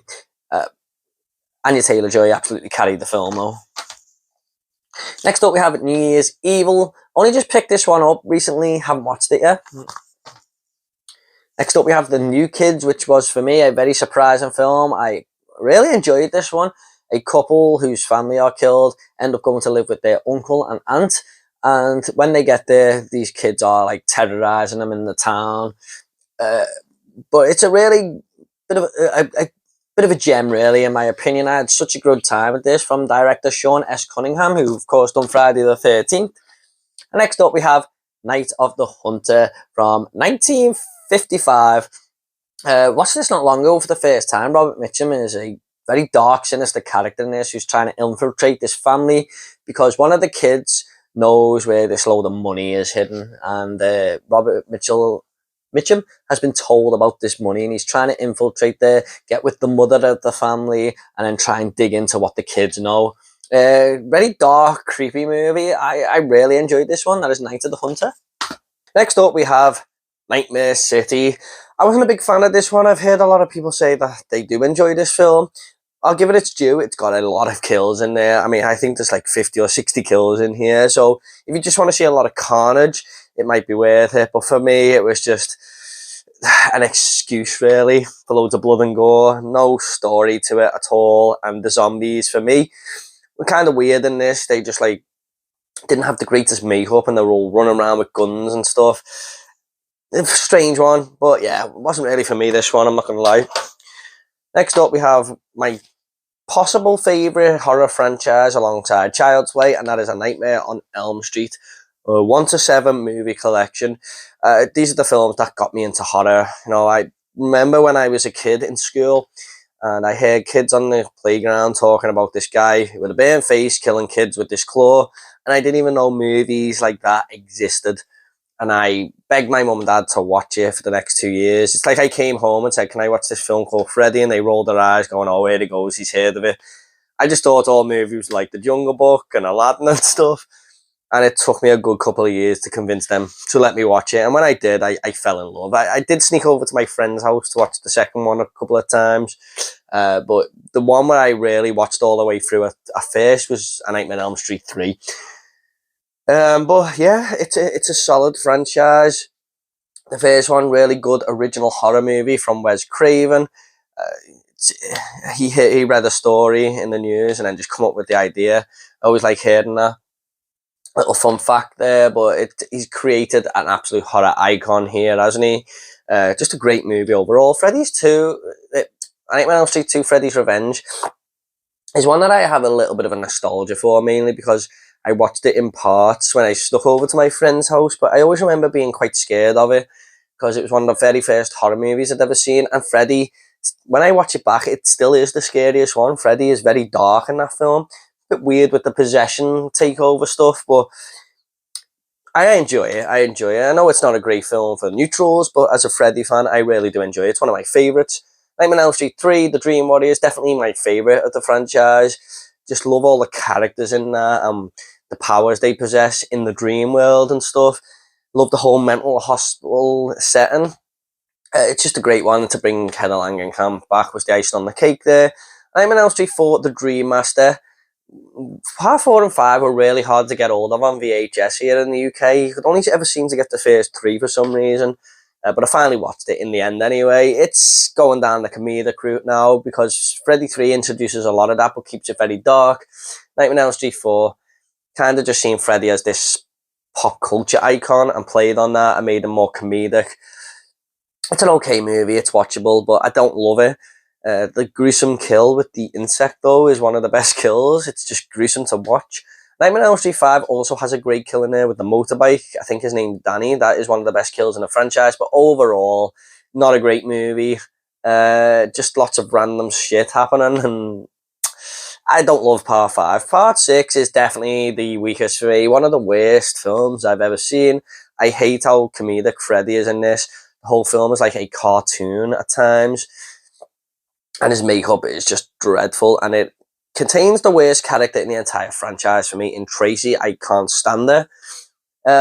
New Nightmare, overall, not the most rewatchable, but definitely one of the best movies in the franchise. I'd put it there with parts 1 and 3 as the best.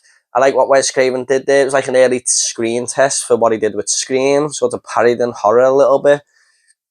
But it's a clever movie. So yeah, great franchise. I love these films.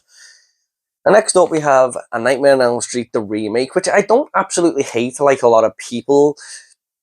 It's a watchable movie to me. I think Jackie Earl Healy is his name. Done an okay job. I mean, he's not Robert Englund or anything, but for me, I don't hate this remake, but I don't love it either. It's like a 5 out of 10 movie for me, maybe a 6. Next up, we have Night of the Living Dead. I want to rewatch this film. I've had this urge to rewatch it for a long time because I haven't seen it since I had it on DVD. I have seen the film a couple of times though. Classic zombie horror that introduced the zombies we know and love today from George A. Romero. Not as good as Dawn and Day of the Dead, but a solid horror movie. Next up we have Oculus, which at the time was very underrated, but it's grown a bit of a, I can't think of the word, but appreciation in the horror community now, hasn't it? A pretty solid movie. Mike Flanagan is a hit and miss director with me. I didn't exactly love The Haunting on Hill House over on Netflix, but this for me is, I think, the best film he's done. And Karen Gillan is great in this. Really creepy film about a haunted mirror, if you like, or cursed mirror. Next up we have Old from M. Night Shyamalan, a director I will always give a chance to. I actually really enjoyed Knock at the Cabin, which we got recently. I'll be picking that up on 4K when it comes out. But I didn't mind this one either. I've seen a lot of people saying it was like the worst film they'd ever seen and stuff like that. It's a 3.5 out of 10 out of 5 movie for me. I enjoyed it. Cool little concept. Interesting film. What I like about Shyamalan, he doesn't go too much over the budget and he creates something big on a small scale, if that makes sense. Next up, we have the Omen trilogy. Pretty solid horror franchise. I haven't seen Omen 4. I've heard it's terrible. Or the remake. I think I'd probably like to pick the remake up at some point. But Omen, solid horror movie. Absolute classic. Done really well. I like this, the sinisterism in this young child. There's something dark behind it. And as he learns to know what he's becoming, it gets a little bit darker throughout the film. Great performances all around, and that decapitation scene is grim. The Omen 2 isn't bad either, and it kind of follows Damien when he's 13. I think, is he in high school or something, or a military camp, something like that.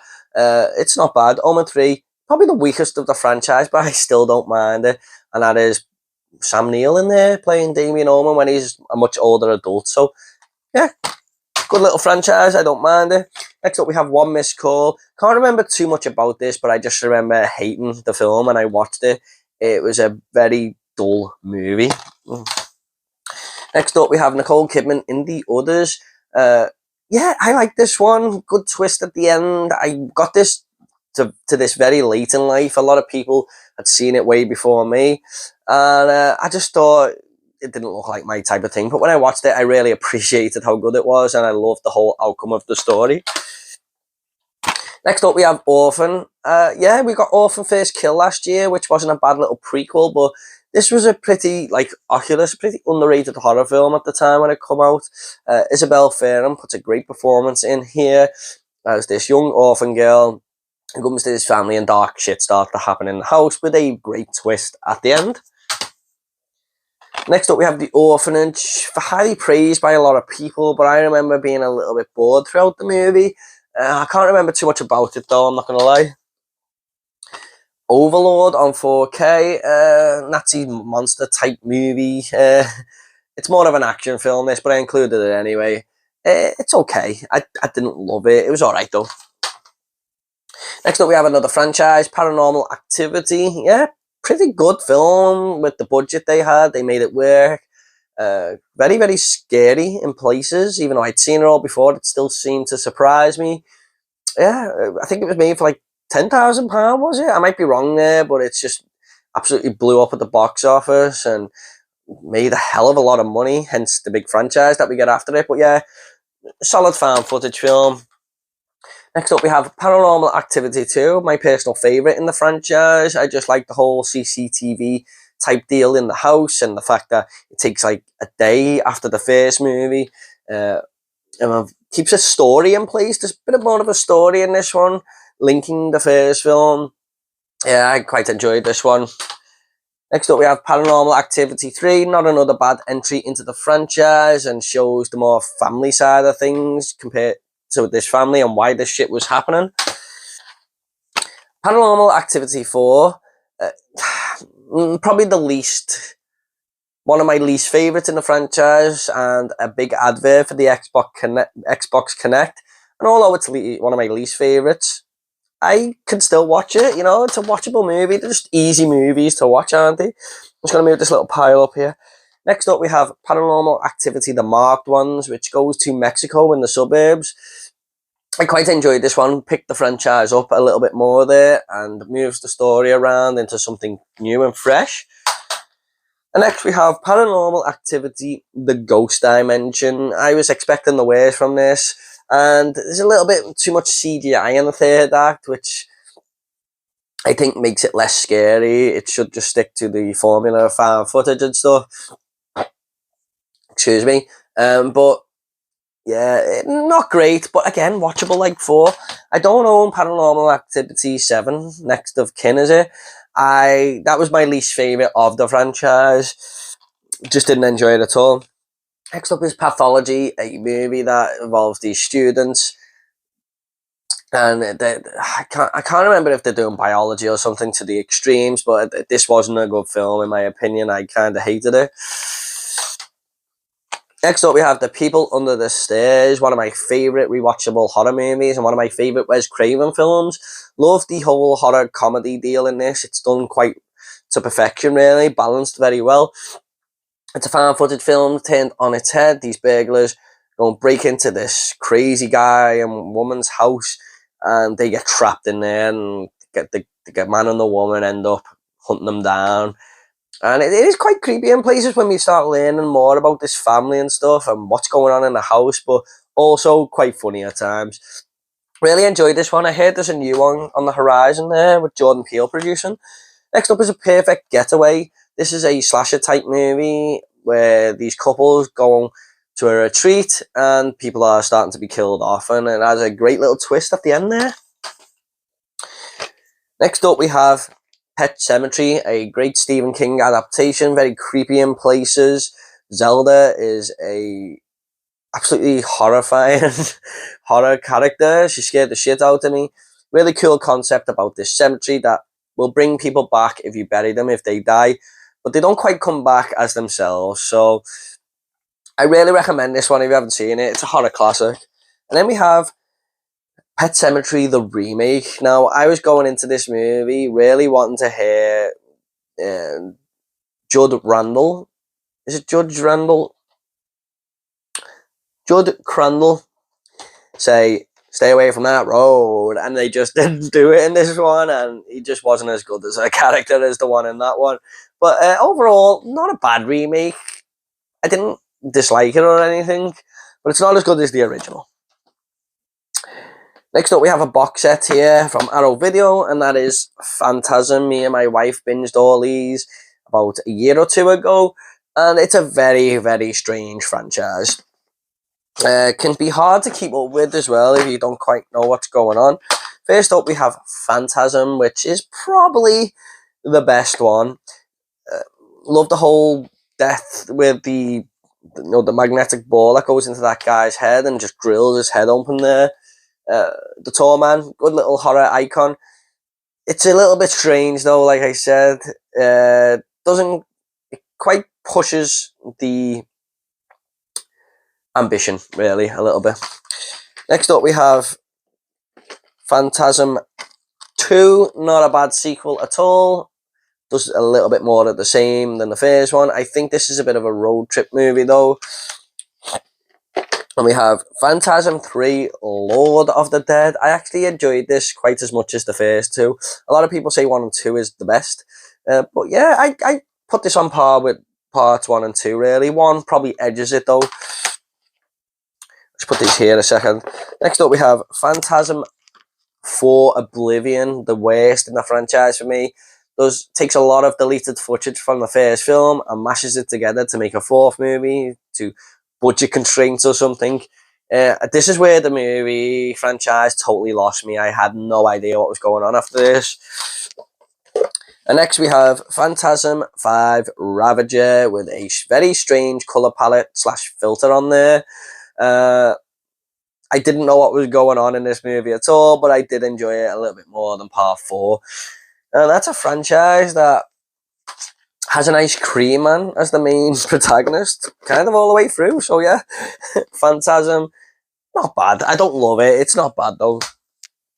Next up, we have Phantom of the Mall, Eric's Revenge, a film I only watched recently on Shudder. And then when I watched it, I thought, you know what, I'm going to pick that up. And it was the movie poster that kind of drew me into it, about this girl's ex-boyfriend who she thinks died, maybe stalking the mall, their local mall, and killing people off. I quite enjoyed this one.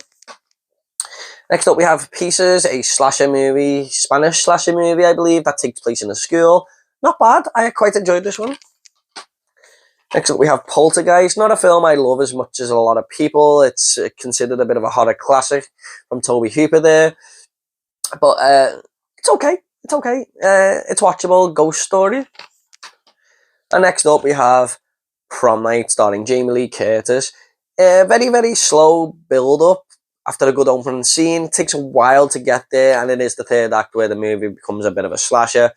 Overall, I don't mind it, but I've only seen it the once. Next up, we have Prince of Darkness on 4K, a film that I probably should have seen by now, and I just haven't. So, yeah, silly me, but hopefully I'll get around to this one soon. It's got Donald Pleasance in there, who's my favourite character in the Halloween films. Next up, we have the Predator trilogy, which is probably an action-type movie franchise, but definitely got horror elements in there. And then we have Predator, of course, great Arnold Schwarzenegger film, probably the creepiest one out of the three, with the Predator stalking these guys in the jungle. Predator 2 all takes place in New York, I believe. It's okay. A lot of people love this sequel. I found it to be a good 3 out of 5 sequel, really. And then we have Predators, starring the miscast Adrian Brody. Why did my name escape him there? Very, very miscast in this film. But overall, it's not a bad little fun Predator film. So yeah, that is the Predator trilogy. They're the only ones I own. I don't own the Predator by Shane Black, and I don't own Prey, which is not released on physical media. Next up, we have Psycho, definitely one of the best horror films I have ever seen. Alfred Hitchcock's masterpiece, in my opinion. Not a lot wrong with this film. Yeah, just a absolutely brilliant performance from Anthony Perkins and stuff. It's got the famous shower scene and everything. Norman Bates, just a great horror character, isn't he? Sorry about that. Big twist at the end, which I'm sure you all know now. But yeah, I absolutely love this film. It's just absolutely classic horror. It's a comfort movie. I like to watch this on a rainy day and stuff. It just kind of works. Great film. Next up, we have Psycho 2, which is a fantastic sequel. One of my favourite horror sequels ever. A murder mystery movie. Norman Bates gets out after 22 years and is fully rehabilitated. But murder starts to happen again, and his mind starts getting a little bit messed up. He doesn't know if it's him killing these people or someone else. And yeah, I love the whole mystery aspect to it. Great sequel. Definitely watch it if you like the first. Next up, we have Prowl, cool little vampire movie, again from After Dark Originals. I didn't hope hold much hope for this after seeing Fertile Ground, but overall I didn't mind this. It's a cool little vampire flick. Next up, we have another franchise here. I don't own them all, but it's one of my least favourite horror franchises, and that is The Purge. This one, I'm sure you all know what it's about. One day of the year, everyone is allowed to commit as much crime as they want for 12 hours. And this one is a home invasion film with these people trying to break into these people's house. It's alright. It's alright. But I think they should have just went onto the streets and stuff like they did with this film. However, it just felt like a little bit too late. Definitely the best of the franchise though, but again, I don't love it. Very, very dark film as well. And then we have the Purge election year, which tried to incorporate some political aspects, and they did kind of work for me. But overall, I didn't love this one either. I have seen the first Purge, which is definitely the worst, and I've seen the Purge, the Forever Purge as well, which, again, just done nothing for me, but I don't own them, yeah. Next up, we have A Quiet Place, great film starring Emily Blunt. Really cool concept of the world being taken over and you can't make a noise, otherwise these monsters are just going to rip you apart. Really, really upsetting opening scene in this as well. And then we have A Quiet Place Part 2, which for me is a better movie. Basically just follows Emily Blunt and her family trying to survive on the road, introduces Cillian Murphy into this one. And I absolutely love the ending, the abrupt ending there. I really, really enjoyed this. One of my favourite cinema experiences because thankfully the whole cinema was quiet and it just played into the movie there. I loved this sequel. It was one of my favourite films of 2022, 21. Next up we have Rabid from David Cronenberg. Yeah, I actually quite enjoyed this one. David Cronenberg, a little bit hit and miss with me, but this was a cool concept about this woman who's got like a limb growing off her and it's killing people and stuff. I always remember this cover in the VHS store, and I always wanted to buy it because of that. It's like 1 second of the film. But overall, I don't mind this one. Next up, we have Raw from Julia Ducournau, who went on to make Titan, which for me is a better film. I don't own Titan though. But yeah, this isn't bad, about a woman who tastes meat for the first time, human flesh, and can't stop eating it basically, but there's a little bit more to it than that. Yeah, not a bad movie overall. Next up we have Ready or Not. Really, really fun hide and seek movie basically. This woman is introduced to this family and they all have to hunt her down on her wedding night. Yeah, I really enjoyed it. The main actress in this was great. What's her name? Samara Weaving from The Babysitter. Yeah, really fun movie, actually. Had a good time with this one. And next up, we have The Reanimator. I'd done a film. I realised that this was one of the horror movies that I hadn't seen. That was quite a classic and stuff. I watched it and had a fun time with it. Loved all the removed body parts talking and stuff like that. Yeah, about a mad scientist, really. Quite enjoyed this one. Just going to move this pile here. Next up, we have Wreck, a pretty good found footage movie. I watched this for the first time, was blown away, and then I watched it again with my wife about a year ago when I picked this up. She'd never seen it. And I did really like it, but the last 20 minutes just becomes a little bit loud and it's just people screaming and stuff, and it becomes a little bit repetitive. But overall, this is a good found footage film. Wreck 2. Actually, I haven't seen this one yet. I just picked it up really cheap. But yeah, I haven't seen this one yet. I believe there's 4 of them now. Red Dragon, not a bad prequel to Silence of the Lambs. I think this is basically a remake of Manhunter. I could be wrong there. But yeah, I quite enjoyed this one. Red State from Kevin Smith. It's okay. It's about a religious fanatic cult, basically, causing mayhem, but very abrupt ending. But it's not like the abrupt ending like A Quiet Place 2 where it works. I just think they kind of run out of money there, to be honest. But overall, it's not bad. The Resident. Honestly, I can't remember too much about this. I remember thinking it was okay at the time, but I can't remember that much. I think it's about this guy who's spying on this woman next door, but I can't remember how the film plays out or anything. Next up, we have the Resident Evil movie collection. Not a big fan of this franchise. I love the video games. Currently playing Resident Evil 4, the remake. But they sway away from the games too much for me. I remember being really disappointed with the first film. When I've watched it again, on rewatch and forgot about all that, and it was a little bit of a better experience. I think Apocalypse might be the best one. Extinction's a little weird in all this desert setting and stuff, and Afterlife I thought was pretty bad. So yeah, I haven't picked the other ones up lately. I haven't picked the other ones in that franchise up, but I have picked up Resident Evil Welcome to Raccoon City. I actually quite enjoyed this one. I think they tried to do a little bit too much in the movie, but got a lot of the game right, especially the one where Claire Redfield at the start with the trucker and stuff like that. Yeah, it had some problems, but it was enjoyable as well at the same time.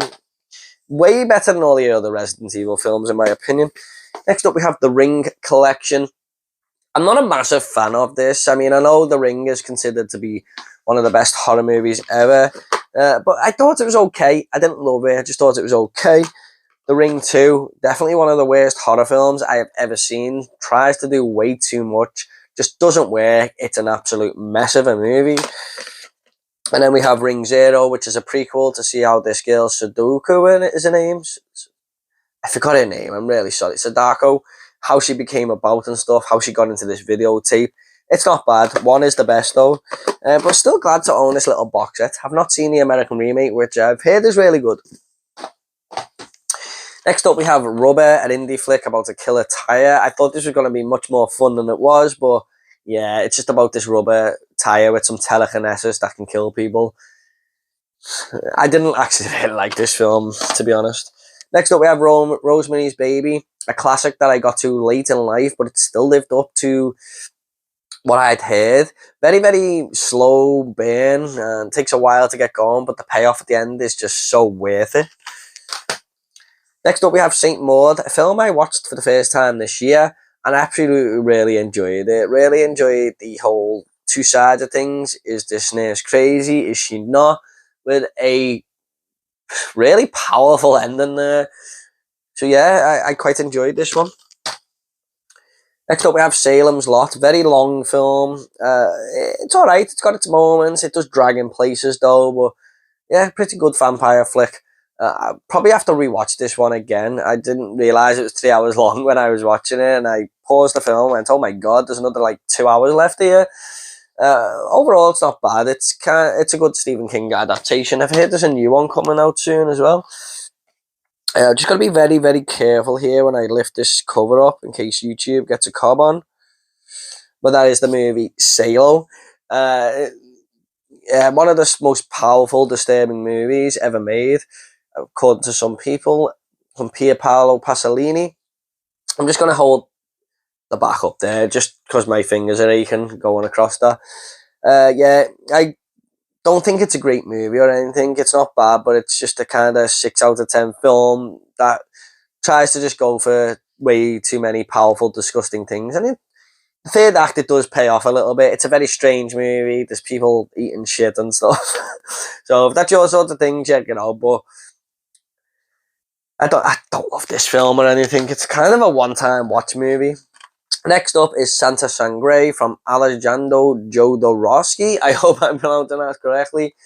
I actually really like this one. This is about this woman whose son escapes from a mental institute or something. I can't remember fully, but then he sort of becomes her and she's got no arms, but she uses him to be her arms to kill people.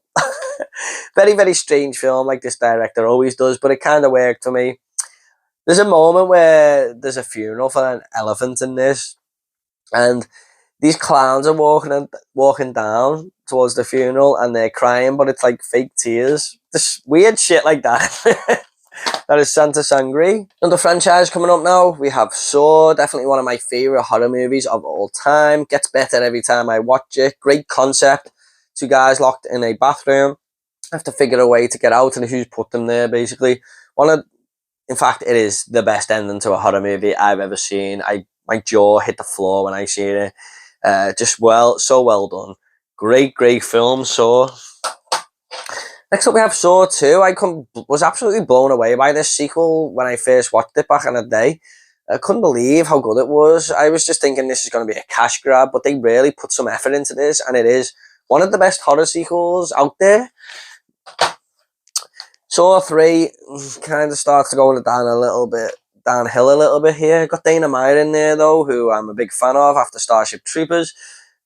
It's alright. It's alright. Saw 3.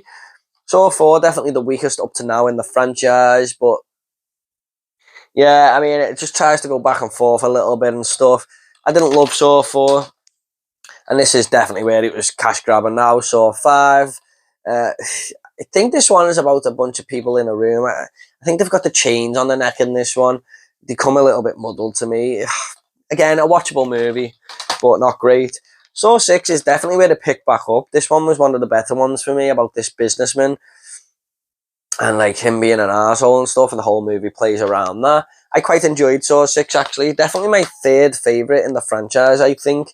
Saw 3D, the worst one by a mile. The production quality is so low in this. It's like a budget movie, and I just kind of hated it. Hated all the stuff with Jigsaw's wife and stuff. Even though they're trying, it just didn't work, and it's like it's kind of losing itself there. Next up, we have Jigsaw, which actually, for me, I didn't hate as much as a lot of people. There's plot holes and stuff in here, though. Definitely better than Part 7, though. I think this one might be actually the one with the people with the chains on the neck, because it's on the back. But, yeah, Jigsaw, it wasn't bad. Next up, we have Spiral. Again, a movie I didn't love. I went to cinema to see this. Chris Rock was very hit and miss for me in this. I mean, there was just some dialogue problems with him and the way he delivers his dialogue. Again, felt a bit low budget, especially some of the locations just felt empty. It was good in places. Some of the kills were good, some of the traps and stuff like that. The reveal at the end was hilarious though. Next up, we have Scanners. Like I said, David Cronenberg is very hit and miss with me, and apart from the head blowing up scene in this, I thought it was pretty dull and boring. I didn't love it. Another franchise coming up, one of the strongest ones, and we have Scream. Absolutely brilliant film from Wes Craven. Really done well to parody the horror, but keep it as a slasher. Opening scene with Drew Barrymore is horrifying. One of the best opening scenes to a horror movie ever. Great characters. I love the whole reveal at the end, because you think it's just one killer and there's actually two. Very, very clever. Yeah, great classic horror movie that is getting loved more and more as the franchise goes on. Scream 2 is a pretty solid sequel, actually. Love the way it plays on the whole rules of sequels and stuff. Again, a lot of great characters. Sadly, Randy is killed off in this one, though, who's one of the best characters. And that whole cinema scene is great. Next up, we have Scream 3, the weakest in the franchise, but still, overall, a watchable movie. Another great opening. They all have great openings these, don't they? There's a creative kill in this, though, that Ghostface has to absolutely rely on this character doing this step-by-step thing for it to work, and it just takes me totally out the film. There's some comedy in there thrown in that just doesn't work. Jay and Silent Bob walk past at one point, and Carrie Fisher's in there saying, "I never got the part of Princess Leia in Star Wars because I didn't sleep with George Lucas and stuff." But I like the introduction to try and play more on Sidney Prescott's mother in this and give her a bit of a backstory. The whole third act is great, but I don't love the reveal because it cheats the audience, in my opinion. Something the newest, I don't want to speak too much, but something like that happens in the newest Scream film. But yeah, Scream 3, it's not bad. Scream 4, definitely my favourite sequel of the entire franchise. I love this one. One of the killers in this, I'm going to not try and reveal it in case you haven't seen it, was fantastic. Definitely, along with a guy in the first film, my favourite, Ghostface Killer. Yeah, just had a really fun time with this one. It picked the franchise back up for me. I kind of love it. Every time I watch it, it just grows on me. And then we have Scream 5, which for me, I didn't love as much as everyone else, but still a pretty solid film, and it's trying to revitalise the whole franchise now, isn't it? We've got Scream 6, which at the time of recording isn't out on 4K, but I will be picking it up. Yeah, I quite enjoyed Scream 5 as well. Why didn't they just call it Scream 5? That's what I call it. Next up, we have 7. I was in two minds whether to include this, as it's more of a thriller movie, but there's definitely some dark tones to it. One of the best films ever made about a killer. going around trying to commit the 7 deadly sins, and these two cops who are total opposite ends of the spectrum. One's about to retire, one's a new upcoming detective, have to work together to track this killer down. One of the best films ever made. Simple as. Next up, we have Shallow Grave from Danny Boyle, about a group of friends who accidentally kill this guy and try and keep him covered up in their house so no one notices him. Yeah, got Ewan McGregor in there. It's quite a good British movie, actually. Next up, we have The Shallows. Great shark film. Blake Lively just trapped on this island and this great white is surrounding her. She can't escape. She's like stuck there overnight and stuff. Very, very secluded movie. I quite enjoyed this, actually. Shaun of the Dead, a film I did not love when it came out. I was kind of pissed off that everything was being comedic in horror movies at the time. Recently rewatched this year though and had a great time with it. So yeah, it's growing on me on rewatch. Really, really good film. The Shining, one of the best horror movies ever made, from Stanley Kubrick, the master. I know him and Stephen King didn't see eye to eye on this film, but for me it totally works. Jack Nicholson with a fantastic performance in this, about this family who have to watch this hotel for 5 months, and all crazy shit starts to happen because this hotel is cursed. Next up, we have Shocker, which for me is like House 3, the horror show, about a guy who is executed by the electric chair and then starts coming through the electricity through TVs and stuff and trying to kill people, and he's trying to get revenge on this detective and his son, basically. But yeah, good Wes Craven film. Horace Pinker he just shows no remorse. He just wants to kill everyone, man. Next up, we have Shrooms, which, as you can imagine, involves a lot of hallucination dream type sequences, and they just didn't work for me. Didn't love this film. Excuse me. Next up, we have M. Night Shyamalan's one of his strongest films, about Mel Gibson and his family on this farm, and the world is being taken over by aliens, and all his crop circles are appearing on his farm and stuff. What I like about this is the outside noise. I mean, the world is kind of being taken over by aliens, but we stay on this farm and we only hear about what's happening around the world from the TV stations and stuff. And I love the way Shyamalan does that. Rory Culkin in there as well, who's also in Scream 4. Really, really good film. I really enjoy this. Next up is The Silence of the Lambs, one of the best horror movies ever made. And I do say horror film because there's people with being skinned in this, there's faces bit off, there's cannibals. It's a horror movie, but a really, really good detective crime film as well. Jodie Foster has to go and track down this Buffalo Bill with the help of a Hannibal the Cannibal Lecter. Yeah, great movie. Next up is Silent Hill, which I do plan on watching very soon. Just haven't seen this one yet. It is a recent pickup though. I love the game on the PlayStation, so I should have watched this one by now, really. Next up is Silent Night, Deadly Night 1 and 2 box set. I know there's a 3, 4 and 5 box set out now as well, so I'll try and have to pick that up. Silent Night, Deadly Night was really good Christmas horror film, actually. Quite enjoyed that one. About a kid whose mother and father is killed by this guy dressed up as Santa on Christmas Eve, and it messes with his head years later. Silent Night, Deadly Night Part 2, one of the most hilarious films I've ever seen. It takes so much footage from the first film, though. Like, half the movie is footage from the first film. So it's a very lazily made film, but the second act where this guy just goes around killing people and he's got these eyebrows, Garbage Day, it's just hilarious to watch. I wish the whole movie was like that, because it probably would have went down as a fucking classic, even though it's one of the worst films ever made. Sinister, one of the last very few films to absolutely terrify me, about this couple who move into this house and the father finds these videotapes in the attic of past families being killed in the house. Just didn't sit right with me at all. Felt very uncomfortable watching this. It's a great horror film. And Scott Derrickson is it. Next up, we have The Sixth Sense. Unfortunately, I knew the ending of this before I watched it, which took a little bit of the impact away, but it's still a pretty good M. Night Shyamalan film about this young kid who can see ghosts, and he needs the help of his therapist in Bruce Willis to help him to get through it all. Great film. Next up, we have The Slayer. Really bad film, actually. Don't be fooled by the poster art. This film is just so bad. the whole monster reveal didn't happen till late on, and the ending just doesn't make sense. The last scene, I didn't like this movie at all. Next up, we have Slugs, about a bunch of slugs taking over this town and causing mayhem. It's not bad, little low budget cheesy horror movie, but yeah, overall not bad at all.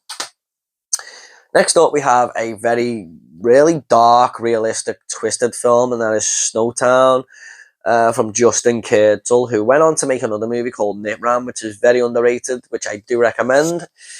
Sorry about that, just got a little bit of an itch there. This is a true story about an Australian serial killer who his excuse for killing people is that they're paedophiles and stuff, but it's just more than that. He tries to recruit his new wife's son into killing people with him and stuff. It's just like a Shane Meadows movie that's very realistic and just grim and dark, and a very horrible film, but one that I really do appreciate. It's really well made. Next up, we have The Species box set, again from 88 Films. Now, I'll just show these individually really quick. Species is a film I really do appreciate. I've watched this a few times, actually, about this woman who's going around trying to impregnate herself with a human so she can take over, her species can take over, basically. Yeah, I enjoy this one. Species 2 is a film I watched years ago, back in the day. It was alright, it's just not as good as the first one, and sort of has this guy in there who's from her race in there as well with her. And next up we have Species 3, which I've never seen, heard it's terrible. And then Species 4, The Awakening, which again I've never seen, heard it's terrible. So I'll have to get all them watched soon. But that is the Species 4 movie collection. Next up we have Split, again from M. Night Shyamalan. Now, I do prefer Unbreakable to this, but this I didn't include Unbreakable or Glass because this is more of a horror movie than them two. About this guy who's got like 25 different personalities or stuff, and he's got this young girl in Anya Taylor-Joy locked up in his basement and stuff. Quite frightening at times.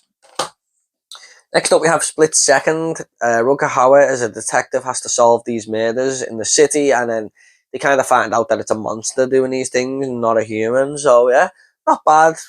I think this is like a futuristic sci-fi movie. Yeah, it's not bad. It's not bad. Next up we have Stitches. Ross Noble plays this clown who is killed on this kid's birthday party by accident, and when the kids are older they have like a 16th birthday party, and he comes back from the dead and starts taking revenge. It's quite a fun movie, actually. Next up is The Strangers. Pretty scary at first in this film, with this family are just being stalked by these people in masks. But then I sort of got used to the movie and stuff. It's a home invasion film that is just pretty bland in my opinion. I haven't seen the second one though, but I've heard it's a lot better. Next up we have Straw Dogs. Didn't love this film, to be honest. I know it's a bit of a classic and stuff, but I didn't love it. Just about this couple who are terrorized by these locals. However, I did prefer this remake, to be honest, with Alexander Skarsgård. Just worked for me on a whole lot better level and was better made. The modern version for me is better. Controversial take here, we have Suspiria. Not my favourite horror movie by any stretch of the imagination. Pretty overrated film for me. I love the whole use of the colour, the cinematography and stuff, but for me, this film just wasn't great. About a woman who goes to this, is it a ballet school or something? And it might be run by these witches, or it may not be. There's a door getting broke down in this film, and it's the longest kick down, breaking in of a door I've ever seen. It takes like 5 minutes. Yeah, it's not bad. I just think it's overrated. Sweeney Todd, the Demon Barber of Fleet Street, a musical from Tim Burton there. Yeah, basically a story about Sweeney Todd who killed people in his barbershop, and his wife made them into pies, but it's a musical. It's alright. Musical, not my favourite genre, to be honest. Tammy and the T-Rex. This was such a fun film, basically, about Denise Richards and Paul Walker. Paul Walker has got the hots for Denise Richards, and or it might be his girlfriend, I can't quite remember, and this guy gets jealous and kills Paul Walker, and his brain is put into this statue of a T-Rex, and the T-Rex comes back and starts killing off these bullies. You know what? I had a fucking fun-ass time with this. It's so stupid, but it worked for me. Next up is The Task, again from After Dark Originals, about these bunch of people in the house who have to try and find out what's going on. It's a little bit of a game going on, with a good little twist at the end. It's not bad. Tenebrae, a better film than Suspiria, in my opinion, from Dario Argento. Not quite as good as Deep Red, but pretty good thriller. And yeah, I didn't guess the ending again, which has to work for these murder mystery giallo films for me. Overall, I did enjoy this one. Controversial pick here, whether this should be in the collection, but for me, if the guy had knives instead of guns, it would be considered a slasher, and that is The Terminator. Yeah, Arnold Schwarzenegger's quite terrifying in this, chasing Sarah Connor around because she's going to have a son in the future who will destroy all these Terminators. Yeah, it's a very violent, dark, bleak movie and especially the future war scenes. They're scary, man. So yeah, I think this has horror elements. I don't know if it's a full horror movie, but I just thought I'd include it anyway. One of the best films ever made. Next up, we have Terrifier and Terrifier 2. Terrifier the bloody duo, if you like. Yeah, I love Art the Clown, man. He's just fucking great. I really enjoyed the first Terrifier, even though it was just him fucking people up. There wasn't much story to it, but some of the faces he pulled and stuff. David Howard Thornton is great in the role. Love the whole look of him. And I loved how violent it was. That scene where he cuts that woman in half is my favourite slasher movie kill ever. Yeah, really, really fun. I was so hyped for Terrifier 2, and I really enjoyed it. I do think it's a better film. It's 2.5 hours long. I didn't know how I felt about that, but it flew by.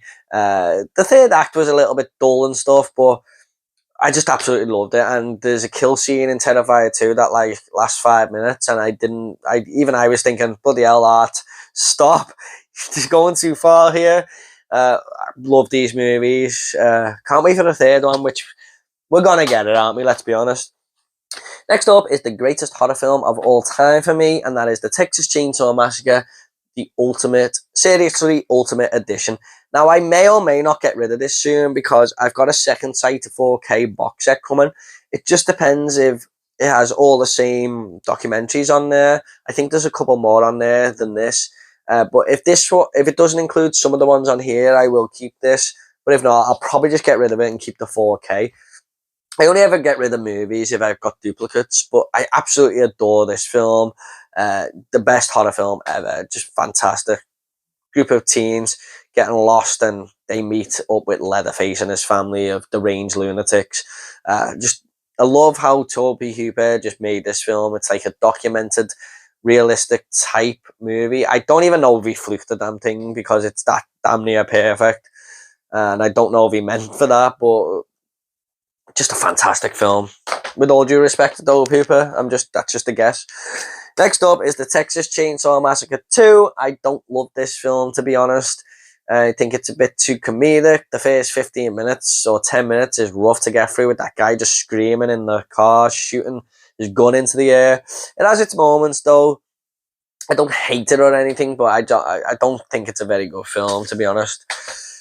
Next up, we have Texas Chainsaw, which for me, again, is another pretty bad movie in the franchise. The whole franchise is pretty weak, to be honest. Well, not the whole franchise, but most of it. Do your thing, cuz it's got to be the worst line of dialogue in any horror movie ever, hasn't it? It's watchable, but not great. And there's so many plot holes in there. Next up is the Texas Chainsaw Massacre, the remake. Probably the second or third best movie in the entire franchise. I'm a fan of the beginning, though, as well, which I don't own. Because the UK has not released all these movies on Blu-ray yet.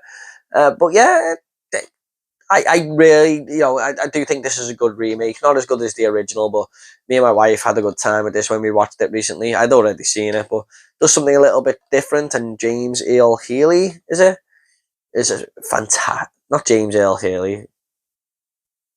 I'll get his name wrong. Ollie Amy is terrifying in this as this deranged detective. Next up is Them, 1950s classic horror movie about these giant ants attacking New York. It was quite good, but the only thing that might piss me off a little bit was the noise of the ants, and I think that might be meant to be in there, but it was just overbearing for me a little bit. But overall, not bad. Next up is They Live, a film I didn't love, to be honest, but I bought this to rewatch it and just haven't got to it yet. But this guy who can put some sunglasses on, and when he puts them on, he can see which people are aliens, really, disguised as humans. Good concept, but I have to give this one a rewatch. Next up is The Thing, John Carpenter's classic. Again, I do think this is a solid 8 out of 10 movie, but I don't love it as much as everyone else. I did say at the start of the video there might be some controversial decisions in here. Sorry about that, but I can only tell you the truth. And I've rewatched this movie like 4 or 5 times now, and again, it just doesn't hit me like everyone else, and I want it to, but it just doesn't. However, it's a solid 8 out of 10 film. At least I can see why people love it. But it's just not one of the best horror movies ever for me, in my opinion. But it's still good. Pretty good movie. Next up is The Thing from Another World, which is this one was actually a remake to this. So I should have showed this one off really first. But haven't seen this one yet. Interested to check it out. Next up, we have one of the best zombie movies ever made, and that is Train to Busan. It absolutely lives up to the title. With trains being fast, that's what this movie's like. Fast-paced zombie horror movie where these zombies taking over a train and these people are trying to survive on the train and get to the other end of it. And it shows a lot of human sides of things as well, how humans can be assholes to another, and it's all one man for the self. But yeah, really enjoyed this. Fantastic film. Fantastic. And next up, we have Train to Busan Peninsula, which for me was a bit of a letdown. The start and the end of the movie are good, but I don't like the whole gangs taking over the town and betting on this sport that they've made up involving the zombies and stuff. Disappointing sequel, really. Next up, we have The Tortured, about a family who kidnapped a serial killer who killed their son and tortured him, basically, with a good twist at the end. Not bad. Next up, we have Troll Hunter, a found footage film about trolls. Just haven't watched this one yet, but I've heard it's pretty good. Looking forward to checking that one out.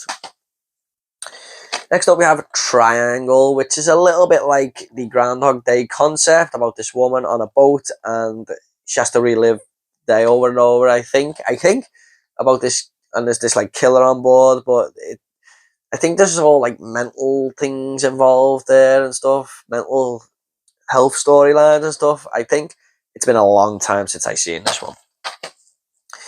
Next up, we have Uncle Peckerhead, which surprised the hell out of me, actually. It's about this band who go on this road trip and they take this guy with them because they need a van, and he at night turns into this flesh-eating cannibal.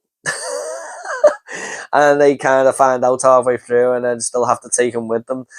The guy who played Uncle Peckerhead was great in this. I would love to see him in more movies. I don't know his name. Is it David Littleton? He was so funny in this movie with a great accent and stuff.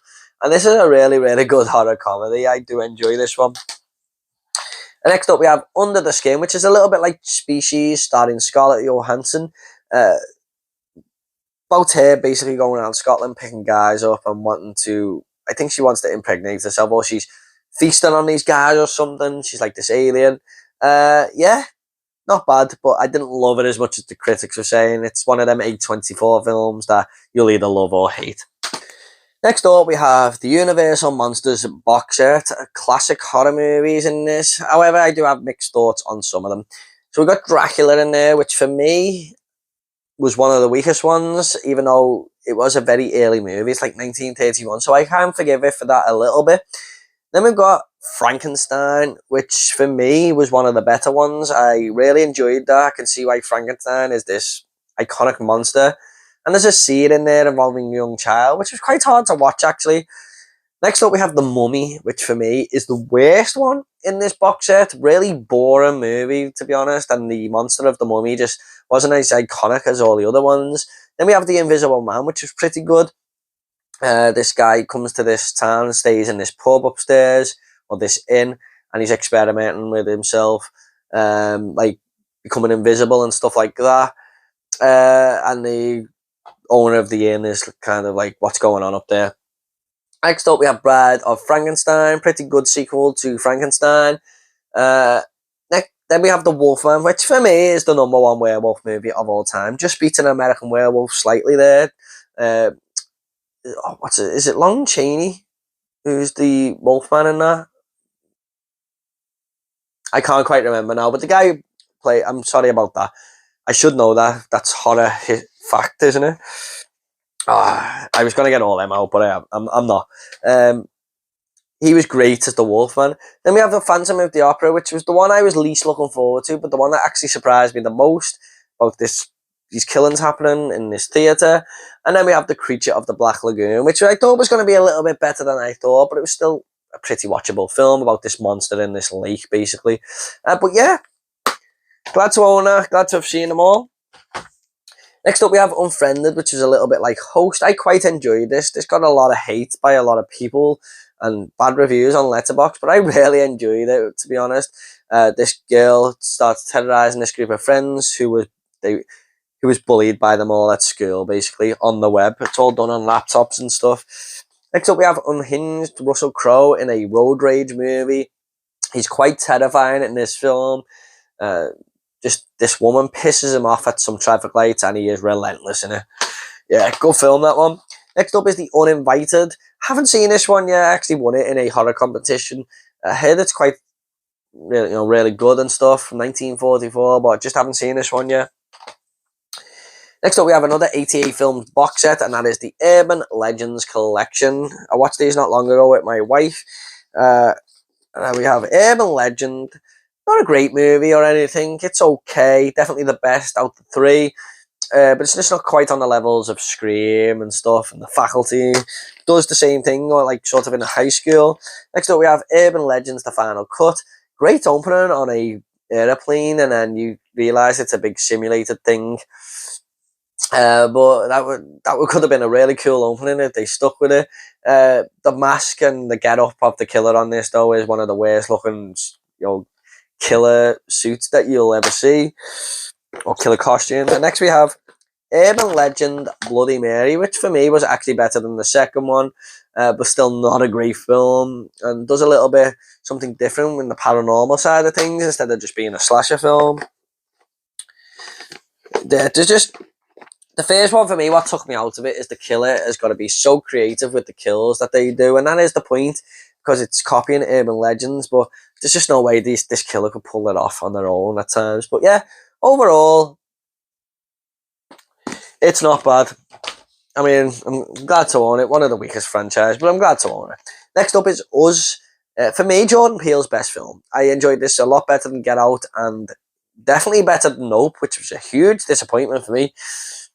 Really creepy movie about a family of doppelgangers basically knocking on this family's house, and I just thought that was a great concept, and the story does actually work by the end for me. A great opener as well at the fairground. I really enjoyed this one. Next up is Vacancy, about a couple who go into this hotel and they find a snuff movie in there, and they realise that snuff movie was made in the hotel room that they're staying in. Yeah, not bad. Next up is John Carpenter's Vampires. Watched this one not long ago. I didn't love it. Great opening scene, but overall it's a bit of a weak movie for me. One of John Carpenter's worst films. I hated Alec Baldwin. Is it Stephen Baldwin? Daniel Baldwin. I hated his character in this. He was just an asshole, and the movie was asking me to sort of get on board with what he was doing. Just treating women like shit and stuff. So yeah, I didn't love it. Next up is What We Do in the Shadows. Fantastic horror comedy, this one, from Taika Waititi. I absolutely loved it. It's kind of like a mockumentary type film where these vampires living in this house, And I knew it was going to be funny from the moment where Taika Waititi opens the curtains and goes, "This is the scariest part of the day," and opens the window and goes, "Okay, daylight's gone, we're fine." Yeah, I had a great time with this one. Another controversial opinion here, and that is The Wicker Man. I did not love this movie, to be honest. Just thought it was a little bit slow and boring at times. But the last 20 minutes is where it's at. It's worth watching for the third act, definitely. But I probably have to rewatch this one again because I know a lot of people love this film. So I'll probably have to give this a rewatch and be fair to it. Next up is one of my favourite family-friendly horror movies, and that is The Witches. Probably my favourite family-friendly horror film, actually. Angelica Houston. Angelica Houston? Yes, surely. Angelica Houston, yeah. Playing the Grand High Witch in this is great. And it's about this kid who's told about witches and that they're real by his grandmother, and they go and stay at this hotel. And when they stay there, all the witches from around Britain are staying there, and he finds himself in the middle of it all. But it's pretty dark for a kids' movie, especially to start with. That young girl is kidnapped in the entry. It's quite grim to watch that, and the witch has been stalking her for weeks, lining her up as a next victim and stuff. And then Grand High Witch taking her face off in the auditorium is creepy to look at. You know, it's a pretty dark kids film, but one that I love. I've always loved it. It's one of my most rewatched films of all time. And I had to pick up The Witches, the remake with Anne Hathaway in, but this one is just nowhere near as good. And the CGI and stuff just doesn't work. Yeah, nowhere near as good as the other Witches film, but it was watchable. I was really looking forward to this, and it just didn't do it for me, unfortunately. Next up, we have You're Next, which is another found footage movie turned on its head. Oh, not found footage, home invasion, sorry. These group of people break in the house, and this girl who's at the party decides to take them on, and she just kicks their ass. Yeah, quite enjoyed this one. One of the better modern horror movies from recent years.